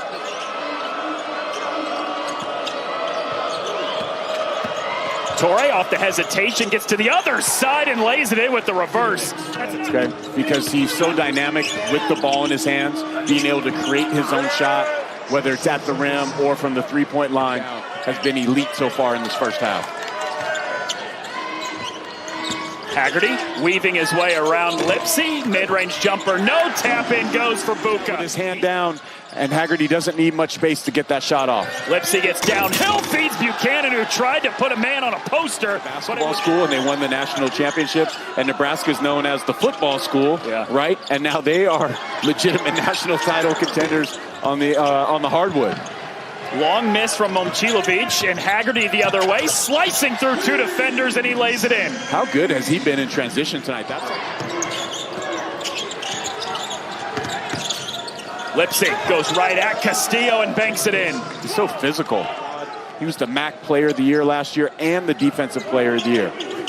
Bonzi Wells, one of the only other guys that's ever done that. Look at that horns to the fade action. Good execution there. I know you think Jefferson is not getting near the recognition that he should for National Player of the Year. Torrey out in front of the pack with the hammer.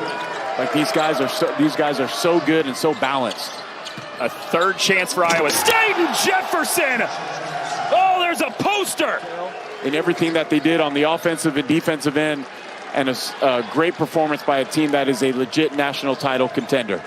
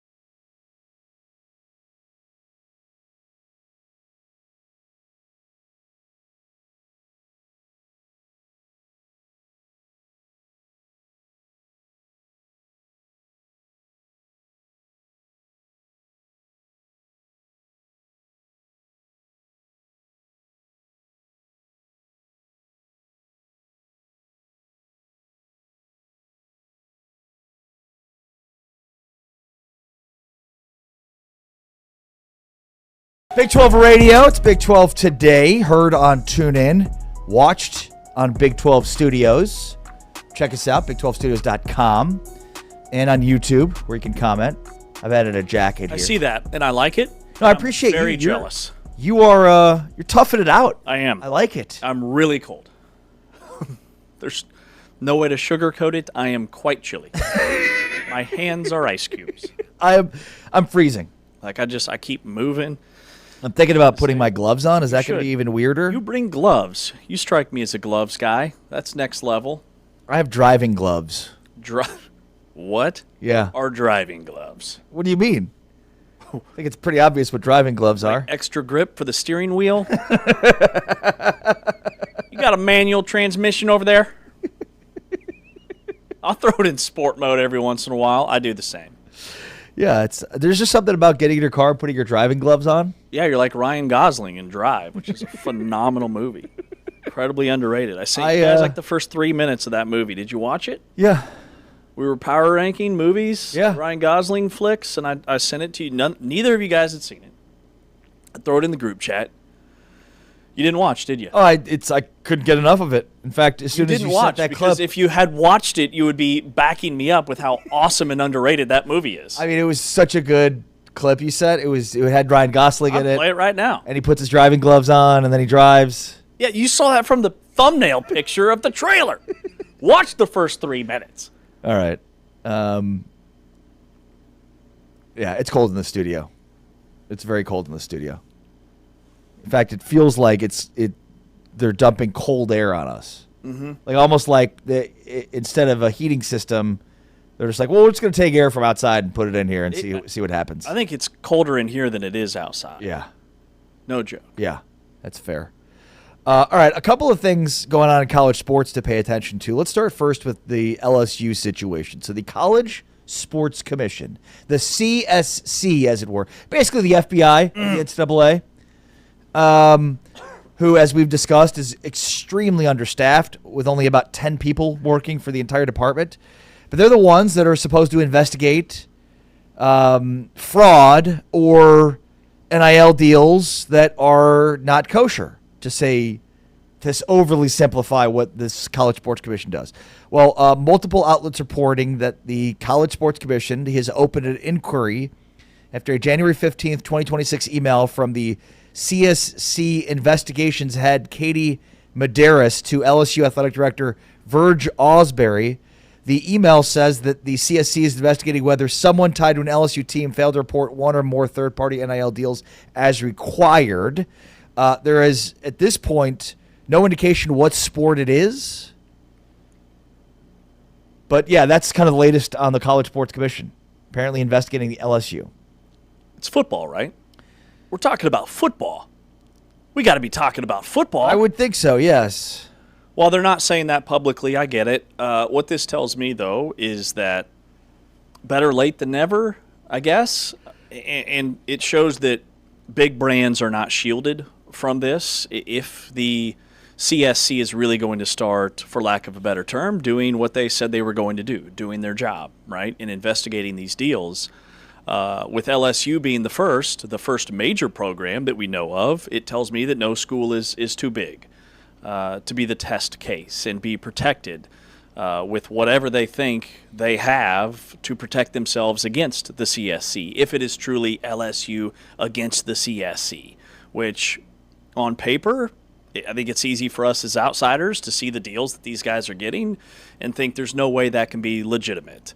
It also tells me that this could maybe be a blueprint for further investigations, which is it a warning sign or a warning shot to everybody else in college athletics that, hey, take care of your business or you could be next type of deal. So we'll see if it actually moves the needle in any way, but it could be a good starting point for reining some of this in to a certain degree, or either that or making these schools be really good at hiding it. Yeah, and look, I mean, I think there's a few things to note. Number one, for the College Sports Commission, not everybody within the NCAA has signed the deal that basically puts them in charge.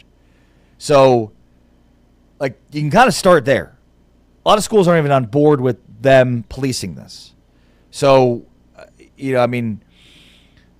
there's that part of it. The other part, too, that's huge here would be, so as of January 1st, 2026, according to the CSC, it's cleared 17,321 deals worth $127 million and rejected 524 deals worth $14.9 million. So basically over 10% of total value reviewed. The reported rejection reasons, including lack of valid business purpose, lack of immediate NIL activation, warehousing, and compensation outside an acceptable range. Those are the three big reasons for why any of those have been flagged. I don't know. What's your takeaway from this?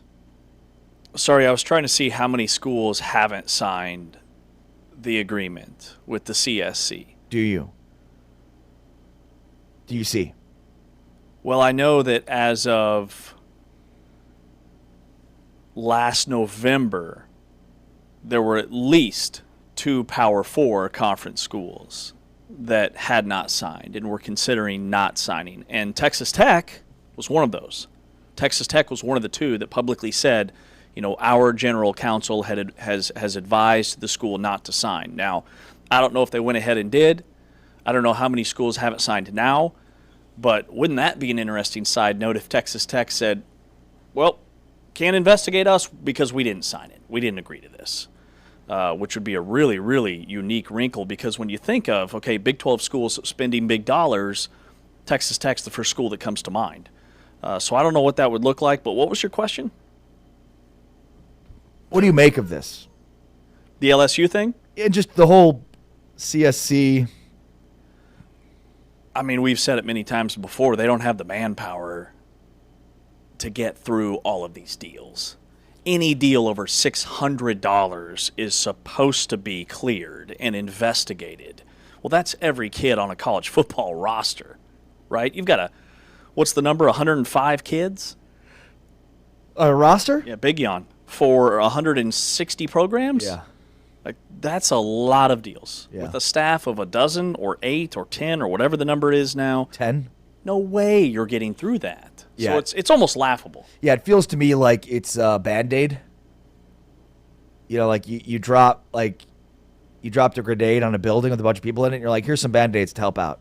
Like that. It just feels like it's a facade. Like if we want to bathe ourselves or have the comfort of a blanket to know, like, oh yeah, things are being taken care of and everything's on the up and up. Like this ain't it. Mm-hmm. I don't for a second believe that everybody's playing in an open playing field, that everything is equal. That the College Sports Commission is in charge and is really setting the tone to be in charge. It feels like what LSU is about to go through is exactly what a lot of other schools are about to go through in terms of investigation, because nobody's on the up and nobody is doing this the way it should be done. Right. And I have no problem with that. Right. Some people do, but I don't. And I'm very much in favor of NIL and these guys getting paid. That was a long time coming, because dudes were getting paid under the table for decades, forever. And so, and it was a smaller number of guys getting probably just as much money, if not in some cases more, than they are today, with, of course, taking inflation into account. But now at least everybody gets paid. And so, yeah, I often think about how different college sports are than it was just 5 or 10 years ago.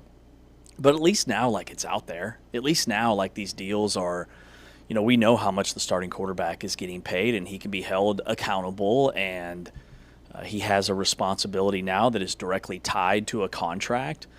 But where it gets really interesting to me is the case you brought up earlier with Brian Thornton and Amari Bailey, who played 10 games in the NBA, signed a contract, 2-year deal.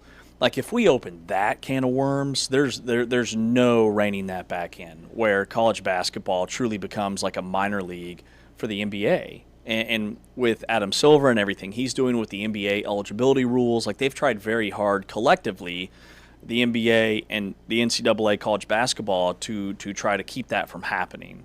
This is very much going to cross that line if it goes through. Yeah, you mentioned the Amari Bailey story, and this is probably a good time to at least talk about it, and that is that the former UCLA star Amari Bailey, who has played in 10 NBA games and played as an 18-year-old with UCLA, He's hired an agent and a lawyer to prepare a fight the NCAA for eligibility. He said, quote, right now I'd be a senior in college, this via Dan Murphy from ESPN.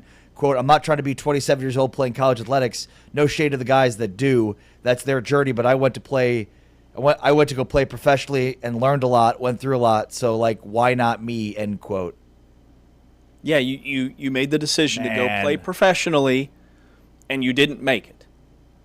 You did not make the type of money that you were told you were going to make. You were not the type of player that you thought you could be, and now you want another chance. That's where I draw the line. Like, I don't care if you are 27.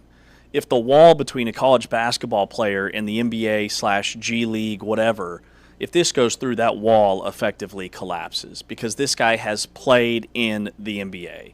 College basketball becomes a developmental reset button type sport for the NBA, and I can't get behind that. Yeah, I mean, it's foolish.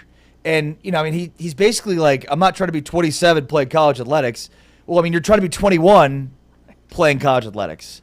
And in life, there are certain decisions you make that maybe aren't the best decisions, but you have to live with the results of those mistakes. Mm-hmm. And I think this is where the rubber meets the road in all of these decisions here, where it's like, no, dude. You know, he says, quote, I went to go play professionally and learned a lot, went through a lot. I learned that I'm not as good as I thought I was. Yeah. I learned that I'm not as good as people told me I was, and that I realized that there are a lot of other great players that work really, really hard, and I didn't want to do any of that. I'm not as good as I thought I would be. Totally. And I made $565,000 total, and I can go play collegiate basketball and make over $1 million because somebody will pay me that. Like, sorry, dude, there's a lot of guys that are sitting next to me doing broadcasts that could have made $2-3 million if NIL was a thing back in the day. But it wasn't. Mm. And with Bailey, you know, like the James Najee situation, I don't have a problem with that. He didn't sign an NBA contract. He took that risk. He said, I'm not going to sign. I'm not ready for the NBA. He played in the G League. He played in the Summer League. He played overseas. But he never went all in on being an NBA player. He was realistic about where he was at in his development. Those guys, those situations, I'm open to. But playing in the NBA, going 100% in, I'm going to be an NBA superstar. Yeah, I'm sure everybody in your camp was telling you that since you were in 8th grade. Sorry it didn't work out, dude, but you're done in college. You made your bed, you have to lie in it. Yeah, and I hope that if any of these come to fruition, if Amari Bailey is able to play because a court order grants his ability to play, I would hope the NCAA would draw a hard line and say, this team that Amari Bailey is on is not going to be in the NCAA tournament. Yep, because that's the only move they can make. And Brian Thornton outlined that in a very easy-to-understand way. That is the move that the NCAA can make and that they should make. And because then it totally the power shifts back to the NCAA because college coaches and teams are not going to be cool with bringing a guy in if it means they can't play in the NCAA tournament. Along with James Westling, I'm Ari Tepkin. Our portal season updates continue next with Utah and our series breaking down each and every team in the Big 12 and their moves this offseason through what's already been an active and early offseason. Utah is next. This is Big 12 Today, presented by Modelo. Heard on TuneIn, watched on Big 12 Studios.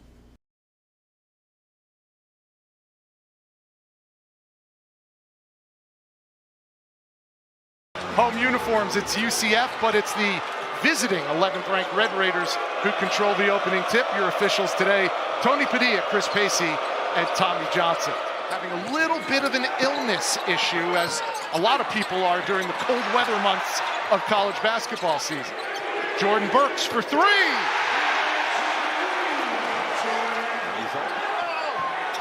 Forced it up, no good. Another rebound for Toppin. JT's got 6 points, 2 boards. And Atwell has his second three of the day. They have one of the most underrated ones in the Big 12. Texas Tech knows all about March wins. Went to the Elite Eight a year ago. Lawan Watts out of the timeout. Tech's on. Fultz leaves it for Cambridge. High archer off the window. decisions is keeping the rock and going coast to coast. Fultz turns the corner with the left hand.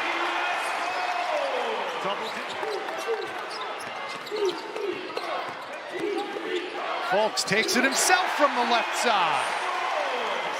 Could this be number 2? Toppin.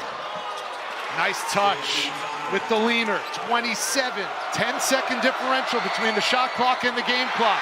That one was badly missed. And all alone at the other end, Johnson with the flush. And that will be the final points of the afternoon. Final score, UCF wins it 88-80. And for the second time today,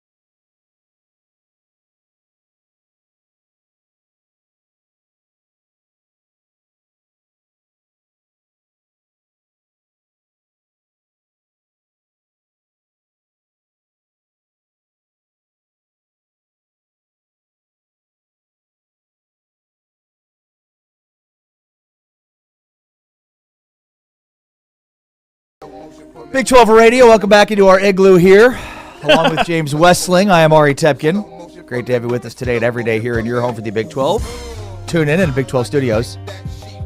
There is some breaking news to discuss real quick before we get to Utah, and that is that the former head coach of UCF, last year's FSU offensive coordinator Gus Malzahn, is retiring per a release from Florida State. Okay. So a year ago, Gus Malzahn took over as the offensive coordinator of FSU, thus leaving UCF, and a year later he's out at UCF as well, or out at Florida State as well. Yeah, Florida State had a really down year, and they're in a position where they've leaned all in to Mike Norvell because they don't want to pay his buyout, which is like $70 million, which I don't necessarily think is the wrong move if he's willing to make some drastic changes. You know, they got off to a decent start, picked up a big non-conference win over Alabama week 1, and then had another, really bad season. With Gus Malzahn, I hope that everything is okay in terms of his health and his wife's health. He has gone through some personal things during his time at UCF, where his wife was in bad health, and he was at home a lot. And I hope that everything is okay for him to retire and not be in the sport and the game that he loves so much, because he is a dynamic play caller. He could be coaching elsewhere as an offensive coordinator or an offensive assistant.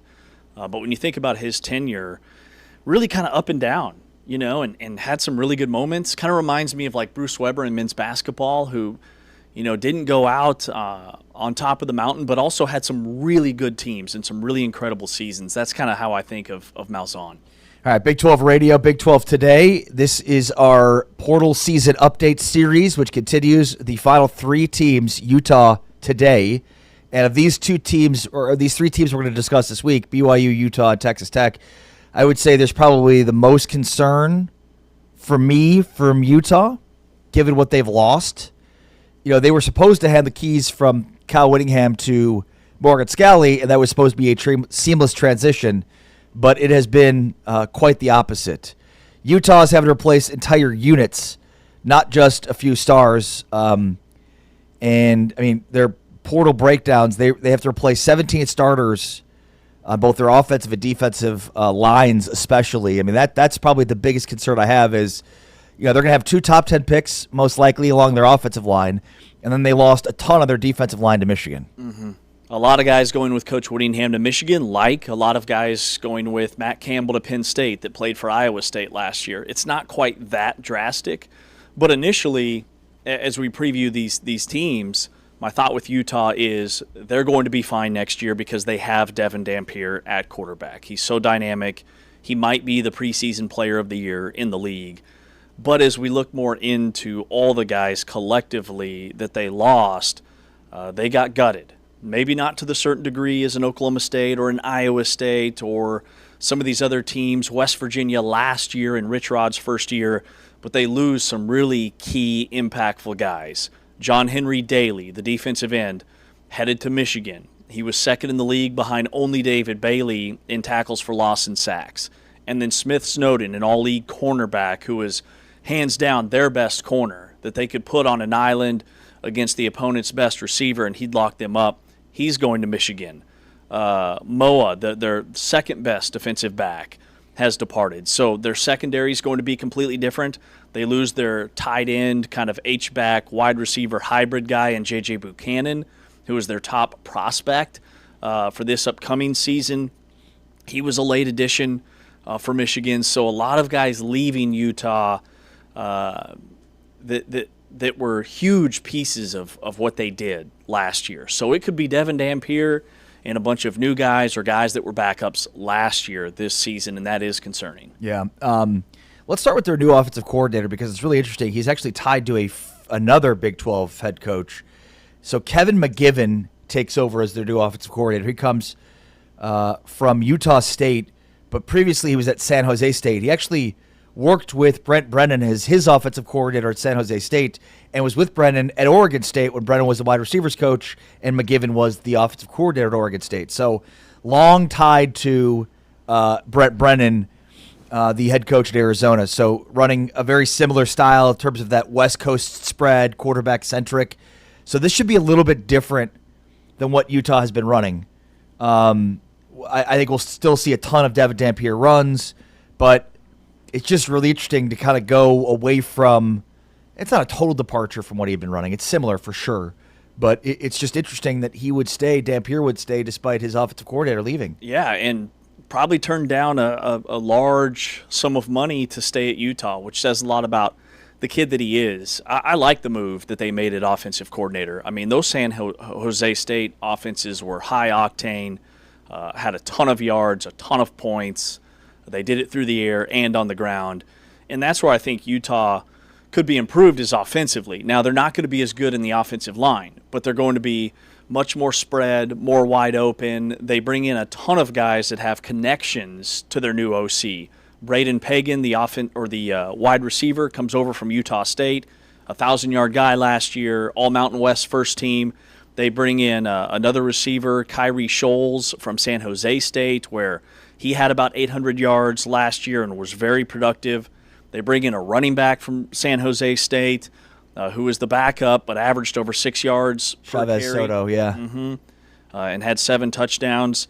And then, at like tight end and offensive line, again, a nice blend of guys that were really productive players at the FCS ranks or group of 5.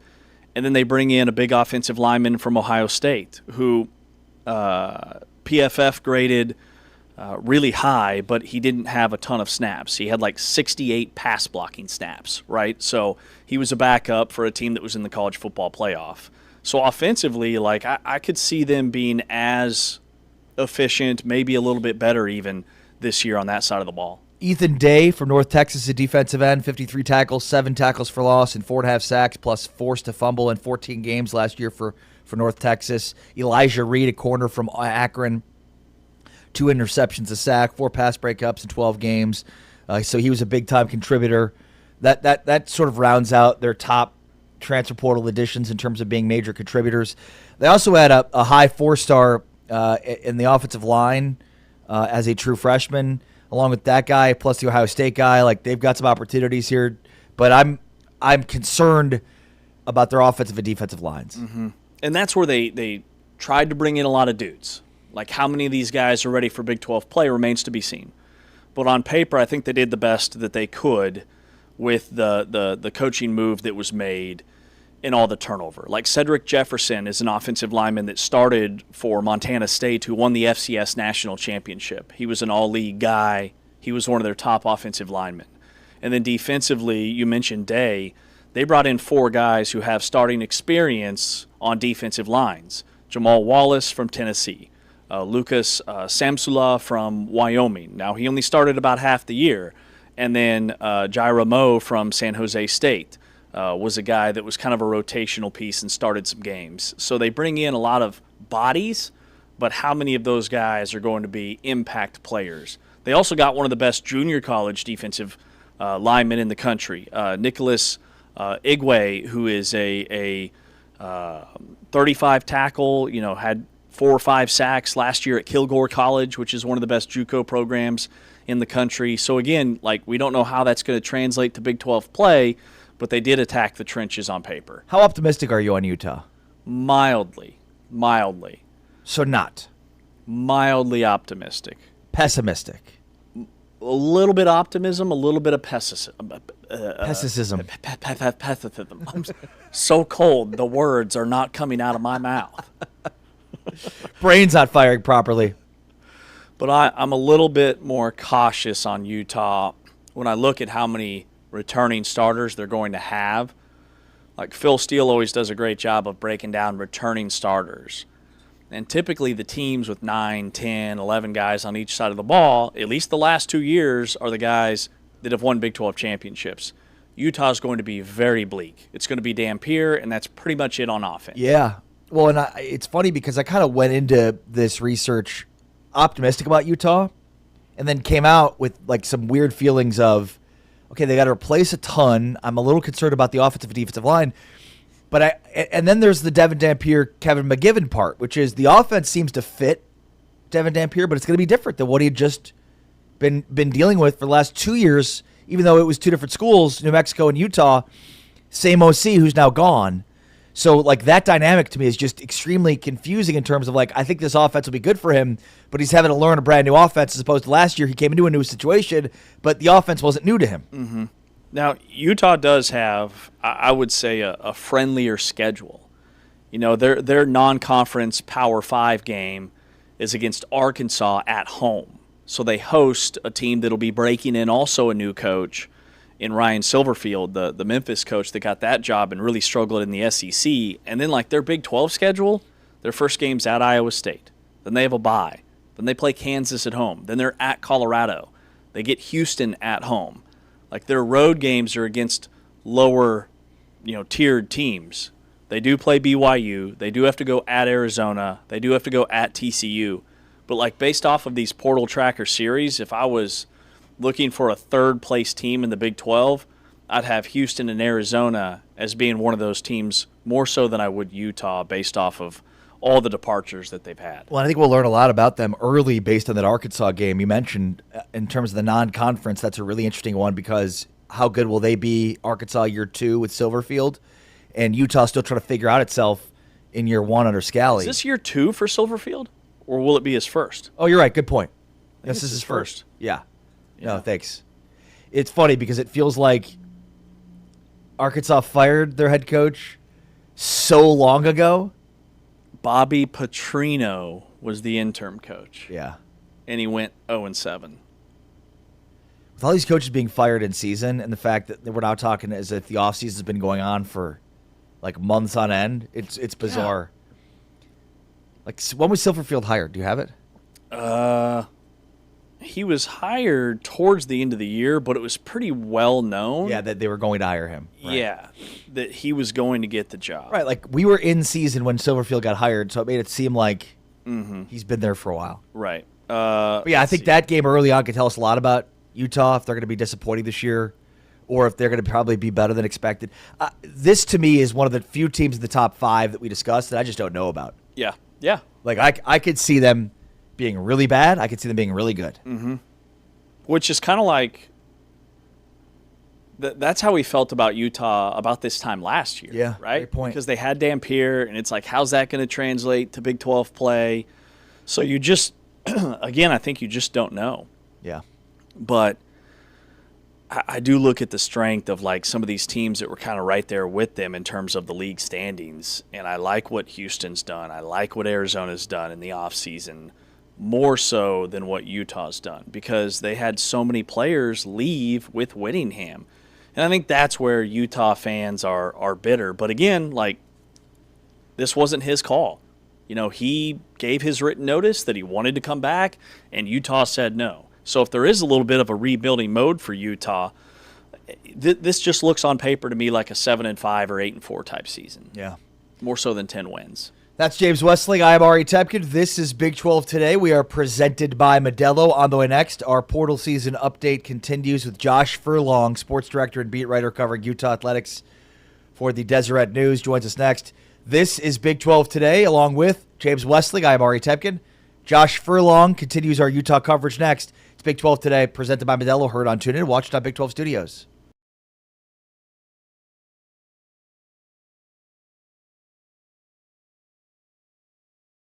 Last year, he'd like to be able to cap it off with a national championship win with this team. Baba Miller, offensive rebound. Sacco, good find inside. Sanak won't miss that. In the corner, Sharp's three. Won't go. Good bat out by Flemings. Sharp will try again. Got an open look. This time he'll catch it. Impressive. He'll likely get plenty of practice doing that today as Flemings on the lob inside to Chris. It really was. Uzan. Oh, spiked. Get it going on the offensive end. He's been quiet. Launching the deep three, and Thomas. Cincinnati's been able to D up when they've needed to. Sharp will try to get it going. And there's two more off turnover. Decision by Chom. Sharp feeling it. Out to Sanak. That three will drop. Baba Miller 0 for 2 now from the floor. Sanak again from 3. Nice pass. McKinley with the finish. Sanak run off that three-point line. Other side to Mercy. Miller for 3. 10 to shoot. Flemings. The skip open. Uzan in the corner for 3. Nice. Miller, the cut. McKinley. Quick pass out. Celestine for 3. Banks it home. Uzan. Toeing the line for another triple. And make some buckets on the offensive end, starting with this guy. James turn in the corner. Defense collapses. Finds the open man. They could be up 40. They don't want me in the game. I was hoping. Flemings for 2. Uzan just content to let a little clock run here. Oh, my. Breaking ankles out there late in the game. 2.9 to go, and Houston will dribble this one out. 19-2 Houston. 7-1 in the Big 12 as the Bearcats fall to 11-11 on the year.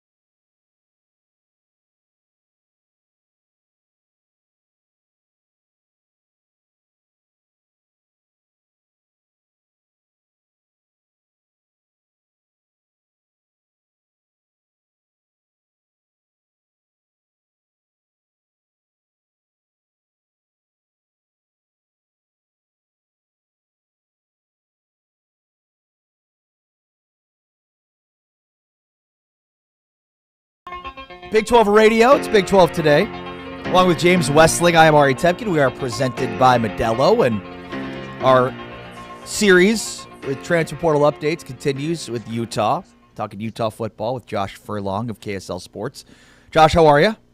I'm doing well. How about you guys? Doing very well, thank you. Appreciate your time as always.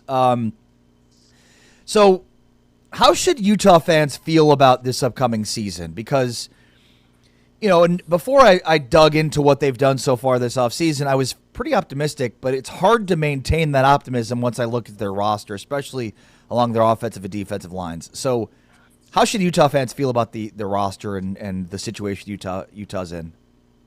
Yeah, I mean, I think there's still some cautious optimism, right? I mean, I think there's a lot going in Utah's favor, and then some that you're still unsure of, and that namely being the new head coach, right, Morgan Scally, and I think there's a lot of expectations that he's going to succeed, and he's going to be a guy that can lead the program. But it's going to be a big question of, do they have the talent on the roster to be able to do so? Now, with that said, I mean, I do think that Morgan Scally is going to approach recruiting and all this in a different way. We'll see if that fully manifests itself this year. But I think, what he's trying to go for is kind of more production instead of maybe potential, trying to find guys that, were higher stars. He's trying to look at guys that maybe developed at a lower division and are going to produce at Utah. So, I think when you look at the offensive and defensive lines, the offensive line especially, it's tough to replace what they had last year. They had two potential first rounders on that line. You had a veteran unit. So, I mean, that's, you can never really fully replace that unless you're the Ohio States or the Michigans of the world. But I think Utah's done well to be able to find guys that could potentially slide into that. Defensive line-wise, Utah's looking at adding a little bit more beef there. They had a little bit more lean guys, especially in the defensive tackle room. And so Scally went in there and tried to find some guys that had a little bit more beef, bigger bodies, had some production at a lower level. So, from that standpoint, it seems like it could be okay. It seems like Utah can do okay with what they've got, but we really don't know. I mean, I think that's the biggest question here is there's a lot of potential for sure and guys that have been in the system, but it's a matter of can they maximize it and actually do what they need to do to be able to be successful this year. Yeah, in terms of guys that have been in the system that were maybe backups or will have a more impactful role this season, who are some of those guys? Well, when you look at the defensive line first, you have guys that were freshmen this last year. So Pupu Sepulona, Carson Kafusi, those guys, they had some roles this last year. They did well and were able to be effective, but they weren't, starting caliber players yet. But there was enough optimism about who they could be that kind of gives you the hope that they can be there. There's some other guys in there that factored in. And so I think they've got bodies that understand the system. None of that's going to change with Morgan Scally because that defensive identity is going to stay the same. Offensive line, that's going to be a bigger question. They've had some guys that have done really well that stepped in and filled roles. Al Harrison, has been with the program for a long time. You have Isaiah Garcia. You have some other guys that have been in there for quite a while, and for some reason I'm blanking all these names now on the offensive line. But you've got a lot of guys that have been in there for a while that they've stepped in. You saw a lot of them during the Las Vegas Bowl for Utah because they didn't have their 2-star tackles in there, and they were still able to move the line. They were able to get a lot of push. So I think, there's potential there and being able to do what they need to. It's just a matter, can they all come together in the same way that's going to help Devin Dampier, it's going to help Wayshawn Parker, those guys in the backfield that are going to be able to be successful. Josh, give us your sense here of Kevin McGivern, the new offensive coordinator. How different will this offense be? And, it's interesting. He's a Brent Brennan disciple, having worked with him at San Jose State. Yeah, I mean, this is one of the things that Morgan Scally wanted the most, especially if he could keep Devin Dampier and Bert Ficklin in there, as well as all the other offensive players, but those two in particular. He wanted an offensive coordinator that was going to run things similar to what Jason Beck did in terms of the names of the plays, the different types of things that kept the consistency within the playbook. Now, the way that they approach it is a little bit different, and I would say McGiven is a little bit more adaptable. Not that Jason Beck wasn't. I think Utah just had a good run game last year, and so they leaned in on that heavily. But I think what you're going to see with McGiven is a lot more pass-oriented first. You're going to see that kind of be the emphasis instead of the run. That's not to say that they're not going to establish the run and they're not going to be effective there, especially with Wayshawn Parker and now their transfer running back Steve Chavez Soto. But they're going to have a little bit more of a push to be more explosive, try to get those wide receivers much more involved, maybe a little less tight end. But they'll get a lot of those wide receivers in there. So it's, from everything that I've heard and seen with what he did at Utah State and San Jose State, he's very adaptable to the talent that he has, and he's going to utilize that. But at the same time, he wants to establish the pass first and be able to have a lot more of those explosive plays than what Utah probably had last year. Yeah, what do you think the receiver, the receiving room will look like? Because there's two guys, transfer from Utah State and San Jose State, that we highlighted as a couple of wideouts that have been very productive at those schools, were all league guys. Could they be more explosive with that position group collectively? As a whole for Utah, yes. I mean, I think when you bring in two guys that have had proven success, in the Mountain West, I mean, I think that helps, right? How that translates to the Big 12 remains to be seen.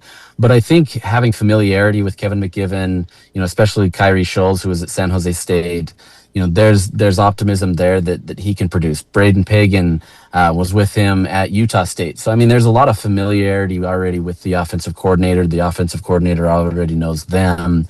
Now you mix that in with what Utah is bringing back with Larry Simmons, Creed Whittemore, Dadrian Zipperer, who was injured all of last year. He was expected to be kind of your X receiver, be your wide receiver one going into fall, and then he got injured. So you get him, you get Tobias Merriweather, who we still haven't seen a lot from him, just simply because the timing and everything, the connections with him coming late to Utah, they just didn't jive well with Devin Dampier yet.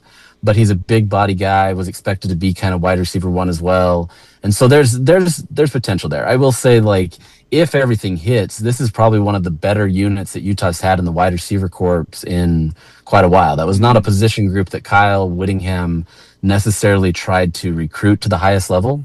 And so if this works, they've already got two proven guys in there that can be successful. Now you add that to what Utah already had, which was still kind of growing and maturing. I think there's potential to be some good connections there on the outside for Devin Dampier. But once again, I mean, it remains to be seen, right? I think there's potential. It's just a question, can it all come together? Yeah, well said. I also wonder if, they're going to be better and more consistent maybe at the wide receiver position, but what about defense, right? There's certain things with Whittingham that you just knew to expect. So what about the defense? Because this was obviously something that, it didn't really matter from a personnel standpoint what they looked like along their defensive line. They were always good. Do you think that maintains? Yeah, I think it does. I mean, I think, Morgan was Morgan Scalley, the new head coach, as their defensive coordinator, was kind of, it was Kyle Whittingham's defense, right? And over the years, as Morgan got into the system more, it became his defense. It still has a lot of the identity of Kyle, and for good reason. But Morgan took it and adapted it for himself. And, Colton Swan, who was their linebacker coach and is now their defensive coordinator, he's in the similar vein, right? He's an experienced play caller on that side of the ball. He's a guy that understands the system. And so I don't think there's going to be much deviation from what Utah has done in the past. I think that defense is going to be it's going to be a system where they're still physical. They're still those ball hawk players. It's still going to embrace that identity that Morgan Scalley identified and just continues. So I don't think that there's going to be much of a drop off there. I think one of the things that Utah has excelled at is bringing in, new secondary players almost every single year and seeing a star emerge with Sharif Shah as the corners coach. And you've got Morgan Scalley, who was the safeties coach. Well, the guy that taught Morgan Scalley how to be a safeties coach is now back being the safeties coach. Oh, So wow. I think there's a lot of consistency in terms of what Utah's done. They haven't really strayed too far from what they've identified on the defense. And so you're still going to see that physicality. You're still going to see those ball hawkers. You're going to have a lot of consistency and holdover from what you're used to seeing with Utah. How's Utah's NIL? Has the private equity money kicked in for this, this recruiting cycle, and where is that stand? Great question. Yeah, so the private equity deal that's still being finalized. It was one of those things that the board of trustees approved it, but then you have to go through all the lawyers and everything to kind of get it all settled. And so the expectation is that it could be this month or next month that gets finalized. And so there's not, to my understanding, there hasn't been any promises made from the current private equity deal that would impact this class. So, I think you're going to see some of that more in the future. I'm curious to see how that actually impacts NIL and what Utah does that way. I know they're going to use that for a lot of enhancements in terms of marketing and game day experience and stuff. So we'll see. But yeah, I don't think there's anything that's been promised as part of this PE deal that's going to help Utah's NIL class for now. So looking forward to 2027 recruits as well as the transfer portal next year will probably be more of an indication of how that PE deal will work. Josh, you think this is more of a 10-win season for Utah or a 5-win season for Utah? I think it leans closer to 10. And that's easy to say here in February, right? I think, you look at the core of what Utah brings back, and namely with Devin Dampier under center and Bird Ficklin, as his consistent backup who's done it. You get Wayshawn Parker there. You've got some guys on the outside that have done well. I think at the very least offensively, they've got the pieces there to compete. You add now these bigger players in terms of the wide receiver corps. You get a lot of different pieces there that can add to that. And I think that gives you the upper hand of being able to be successful. Now, similar to what it was this year, there's so many new pieces that it's going to be curious to see how it all gels together. Yeah. I think if they can gel together, it's probably closer to that 10, right? I think the way Utah's schedule lays up and how some of these other teams in the Big 12 have recruited doesn't necessarily mean that they're going to just suddenly jump Utah. I think Utah's got a very beneficial schedule for what they have to do. So I think, assuming that it all comes together, they're closer to that 10 win. Now, are they going to get 10 wins? Who knows, right? I think Utah fans would love to say that they're going to compete for a Big 12 title, and I think they can. But if it doesn't gel and you get an offensive line that is just putting Devin Dampier under duress every single game, you're going to be much closer to that 5 win. I think based on how Morgan Scalley operates and him essentially running the game plans for the last few years anyway, I don't know that there's going to be a lot of deviation from what you're used to seeing with Kyle Whittingham.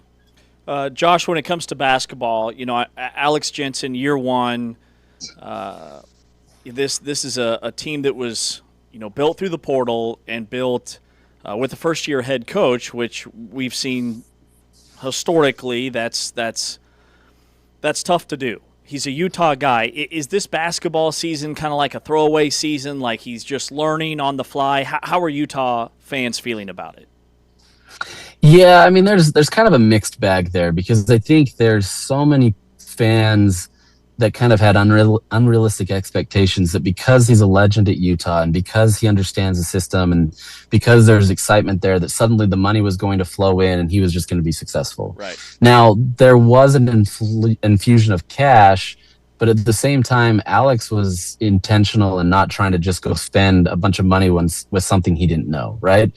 So I don't think that Alex even sees this as a throwaway season from the beginning. But at the same time, I think he went into this with an understanding that, they weren't going to win a lot of games, that this was going to be a test more than anything. And you're seeing that, the last couple games, he's really frustrated with his team. He called them selfish on Saturday against BYU. The week before, he said that the team quit. He's trying to get some motivation from these guys and trying to get them there, but it's just not working. In a game against Oklahoma State, which, Oklahoma State's a good team. They were a potential top 25 team for a while until getting into Big 12 play. they're still a team that Utah had a much better chance of beating, especially at home. And Utah just kind of stopped, right? And so I think there's a lot of that aspect where he understands that this isn't going to be this sudden, big win season for Utah and this big turnaround. It was more of a throwaway season because you still had to build and know what you're going to get. And I think the more he's gotten into that, it's not that he can't coach. He's clearly staying close to a lot of these teams outside of Arizona. It just isn't clicking, right? These players are playing for themselves. They're not necessarily playing for each other at times. And so it's been a frustrating experience for him knowing that he can coach. It's just he's not getting the players that he really needs to. And so I think this is going to help him move forward to next year and saying, okay, this is the type of player that I need. This is how we're going to do it. And if we can't get it, it's going to be much harder for him to succeed. Mm-hmm. Great stuff. Josh Furlong, KSL Sports. Josh, thanks so much for your time, man. Be well. Yeah, appreciate it. Anytime. Josh Furlong giving us his thoughts and updates to the Utah discussion and our transfer portal rankings, transfer portal season updates. Probably more optimistic about Utah than we are, but as a guy that covers the team and sees them close up and personal, I think a lot of great, a lot of really good stuff there, and a lot of really good points from Josh. Yeah, I think they could be better offensively than they were last year. I don't see how they replicate what they did on the defensive side of the ball, especially when you lose a guy like John Henry Daly off the edge, when you lose Smith Snowden, your best corner. But collectively, with Devin Dampier at the helm, maybe we're off. Maybe this team does win 10 games again next season with a new but a guy that's been within the program head coach in Morgan Scalley. So time will tell. Time will tell. Yeah, it's Big 12 today, Big 12 radio, heard on TuneIn, watched on Big 12 Studios, presented by Modelo. Fafita roll.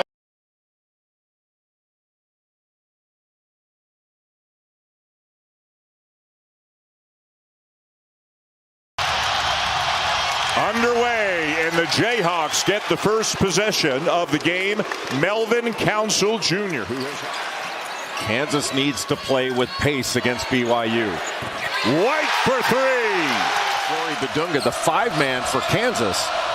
And that puts some size on him and keeps Flory Badunga out of foul trouble near the bucket against Kebaketa. A miss for Saunders on a three. Here's Peterson.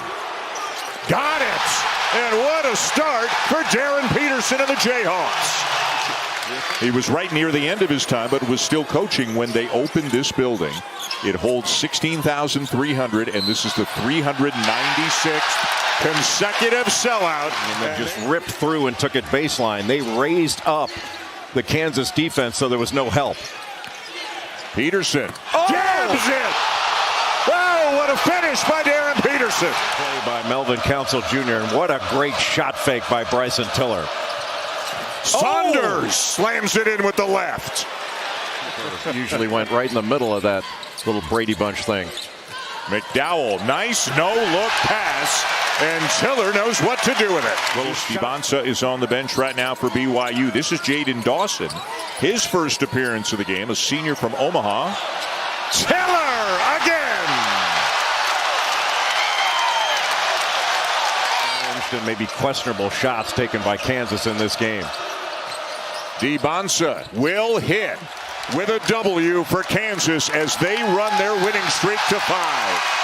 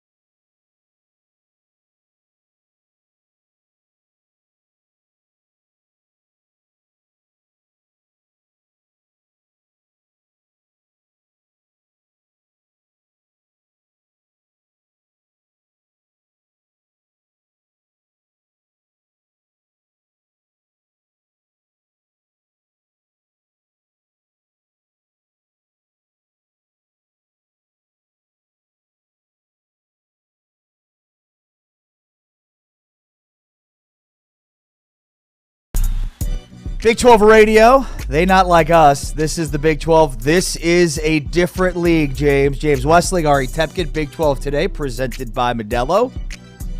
We've got our transfer portal trackers update continuing with BYU tomorrow as we work our way from 16 to 1.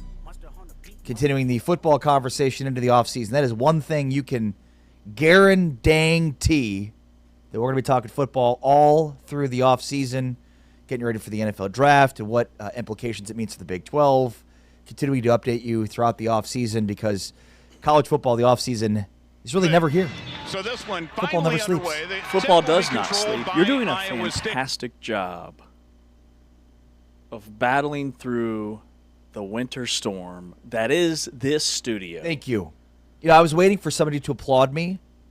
Because your verbal articulation is flawless. And this is a fact. When the body gets cold, the mind starts to shut down and the jaw gets tight and it's harder to speak. Remember when it was Pam Oliver in the NFL playoffs? She was on the sidelines and everybody thought she was like having a stroke. No, she was frozen solid on the sidelines that she could not get the words to come out of her mouth properly. And I've had a little bit of that here in the last hour. Yeah, it's cold. Real cold. We don't just look like we're cold on screen. We are. Yeah.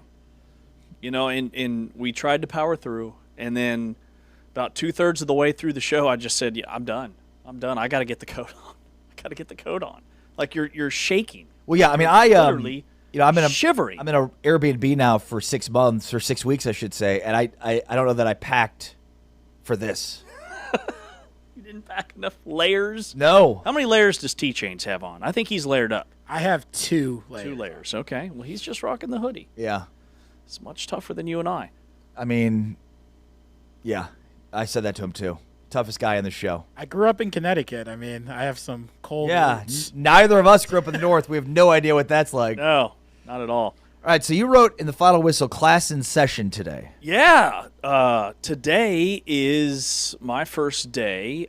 You can officially call me professor for the next 4 or 5 months. First class today. Wow. Teach okay. Yes, yep. We remember this last year. Yeah. You teach at an unknown ACC school. Unknown ACC school in Dallas. Yep. Sports broadcasting. I've got the roster. Gave them their first assignment. It's February 2nd, and we're just having our first class because of Martin Luther King Jr. Day, and then the storm that rolled through canceled classes for like 3 days. So I'll meet the team. Today. But during the breaks, I've been catching up on my, Gen Z slang terms. We did this last year. There's some newbies. You want to make sure that when you show up for class that, you come prepared with your 6'7". That I'm like super 41. Cool. What was that one? 41. 41. Is that new? It's not new. Oh, okay. It's like a 6'7". Right. It's like an offshoot of 6'7". Oh, okay. Yeah. Where did that originate? Taman knows. No idea. All right. So, I mean, there are some that, have been around forever. Sus, Riz, No Cap, Bet. Got some new ones. Sus, Riz, No Cap, Bet. All right, here we go. It's the Ari slang quiz. All right, here we go. We know he knows what Riz means. What does 8 mean? 8, A-T-E. Very popular slang term right now. It's like when you're doing something. Yep. Like you just keep eating. You got it. Eat. Ate. Like nailed it. Did nailed it really well. God, I ate. I'm gonna give you a point for that one. Thank you. We know No Cap. We know Bet. Sus. Suspect. Suspicious. Shady. Suspect too. Okay. Brain rot. You're acting very sus right now, by the way. I don't want to bring it up. Sus. Total sus. Really sus. Brain rot.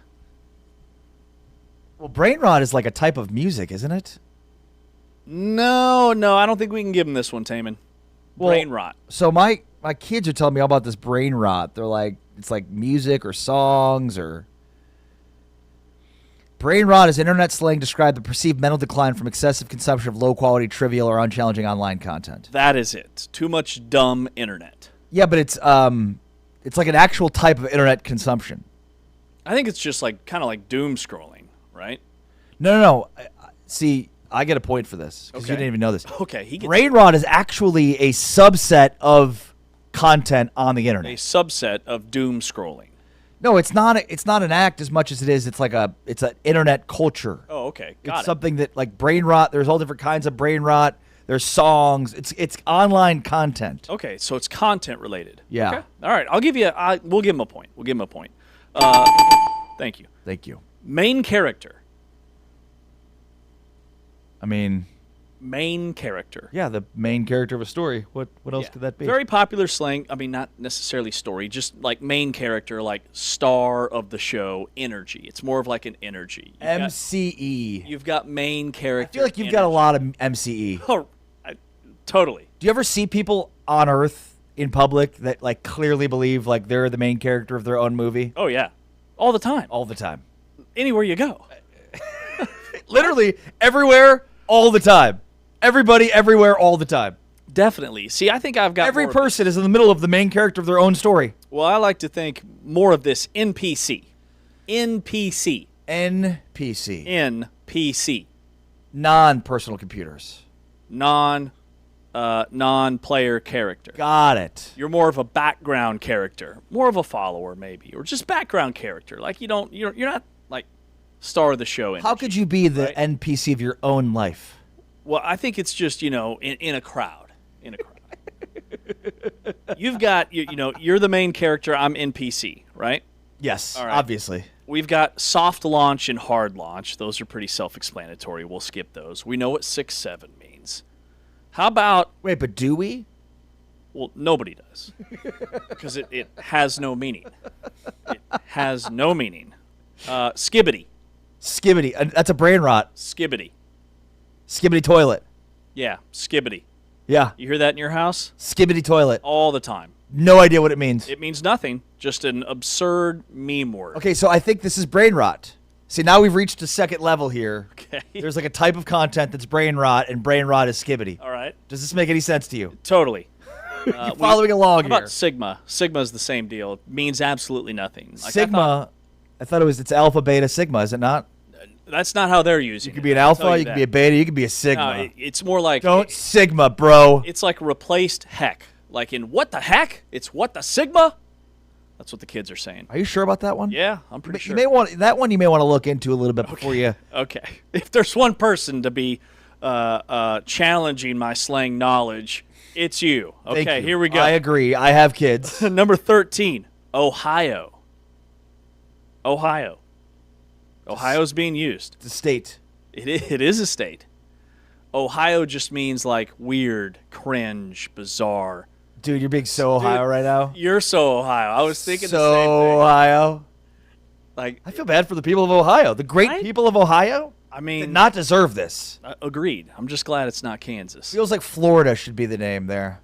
Yeah. Dude, you're being so Florida right now. All right. Should we start our own slang? Yes. You and I. Yes, I've been trying to do that for 2 years. I mean, we're cool enough. I know. We're a big deal. I know. Thank you. I know. Main character energy. Don't be Ohio. All right. Be Florida. Slay was the big one last year about this time, but it's it's kind of You're not fizzling out. no longer slaying. No, People we're not don't slay anymore. People yeah. don't slay. People don't slay. It's just bussing's out the door. Vibe check, old school Okay. out the door. But this one I'm a little concerned about for my class today. UNC. Not like UNC, not North Carolina. UNC. Just UNC. Like short for uncle. Yes. Okay. UNC is defined as an out-of-touch older person. So if somebody calls you UNC, it's not a compliment. Not a good They're thing. not saying your No, family. Not They're OG. not saying your yeah. family. Yeah. They're saying like out-of-touch older person. I've been called that a time or two, and I thought it was totally positive. Like, I am an uncle. I am. Yeah, that's right. I'm replaying a lot of this stuff in my mind. I've been called UNC a time or two as well. It's very fitting. Like, they come up, they're like, 6'7", skibbity toilet, brain rot, Unc. Like, what? I'm like, yes. You're an Unc. Yes. You're an Unc. All right, there you go. I think you did pretty well. Thank you. I think you did pretty good. Aura. How about Aura? Aura farming is big right now. If you're not farming Aura, guys, are you even in ag? Come on. All right. Do you even ag, bro? Like, if you're not farming that aura, okay, so what are you doing? So, I mean, that's obviously trying to grow an aura. Yeah, it's just you don't just embrace it, aura. Right, like you've got to let it become your entire being. Exactly. It's grown from the ground. Like trying to build like cool points, or like you've got good aura, right? Just like genuine that I am who I am. You know, I'm not overthinking anything or self-conscious about anything. Like you just got good aura. Just aura I'm vibes, man. Like the vibes. If I'm farming that aura, I'm trying to manifest some of that energy, right? You need to just go rapid fire and work through every one of these at class. See how many of these I can get in.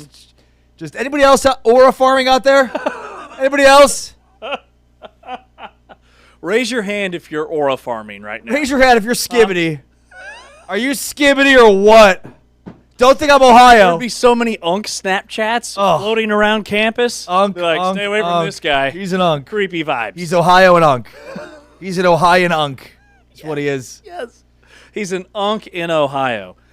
But I'm ready. It's going to be a big day. That's awesome. Well, we'll make sure to obviously vet the roster that you have as we did last year. And I know you had one of your students last year who was like a big-time pro gambler. So Oh, that's right. Yeah, that's right. He had built like some AI software with some buddies, and they were trying to sell it, and they were cooking. That's another one they were. Oh, they ate. They ate all right. Those bros ate. And now he's working at the ticket. You know, slide 2 is going to be credibility, right? Okay, I got these 3 out of 9 kids jobs, all right? I work with Ari Tempkin. Is there a P or not? There's not. There's not.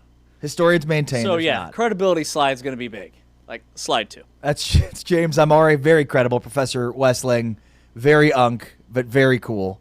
I'm Ari Tepkin. Thanks, of course, to our great producers, Anthony Smith at Big 12 Studios and T. Change Taman Turner, who's been cringing this entire show, certainly this entire segment. Thanks to James Amari. This has been Big 12 Today, presented by Modelo, heard on TuneIn and watched on Big 12 Studios. We're back tomorrow, but for now, we're out. Peace.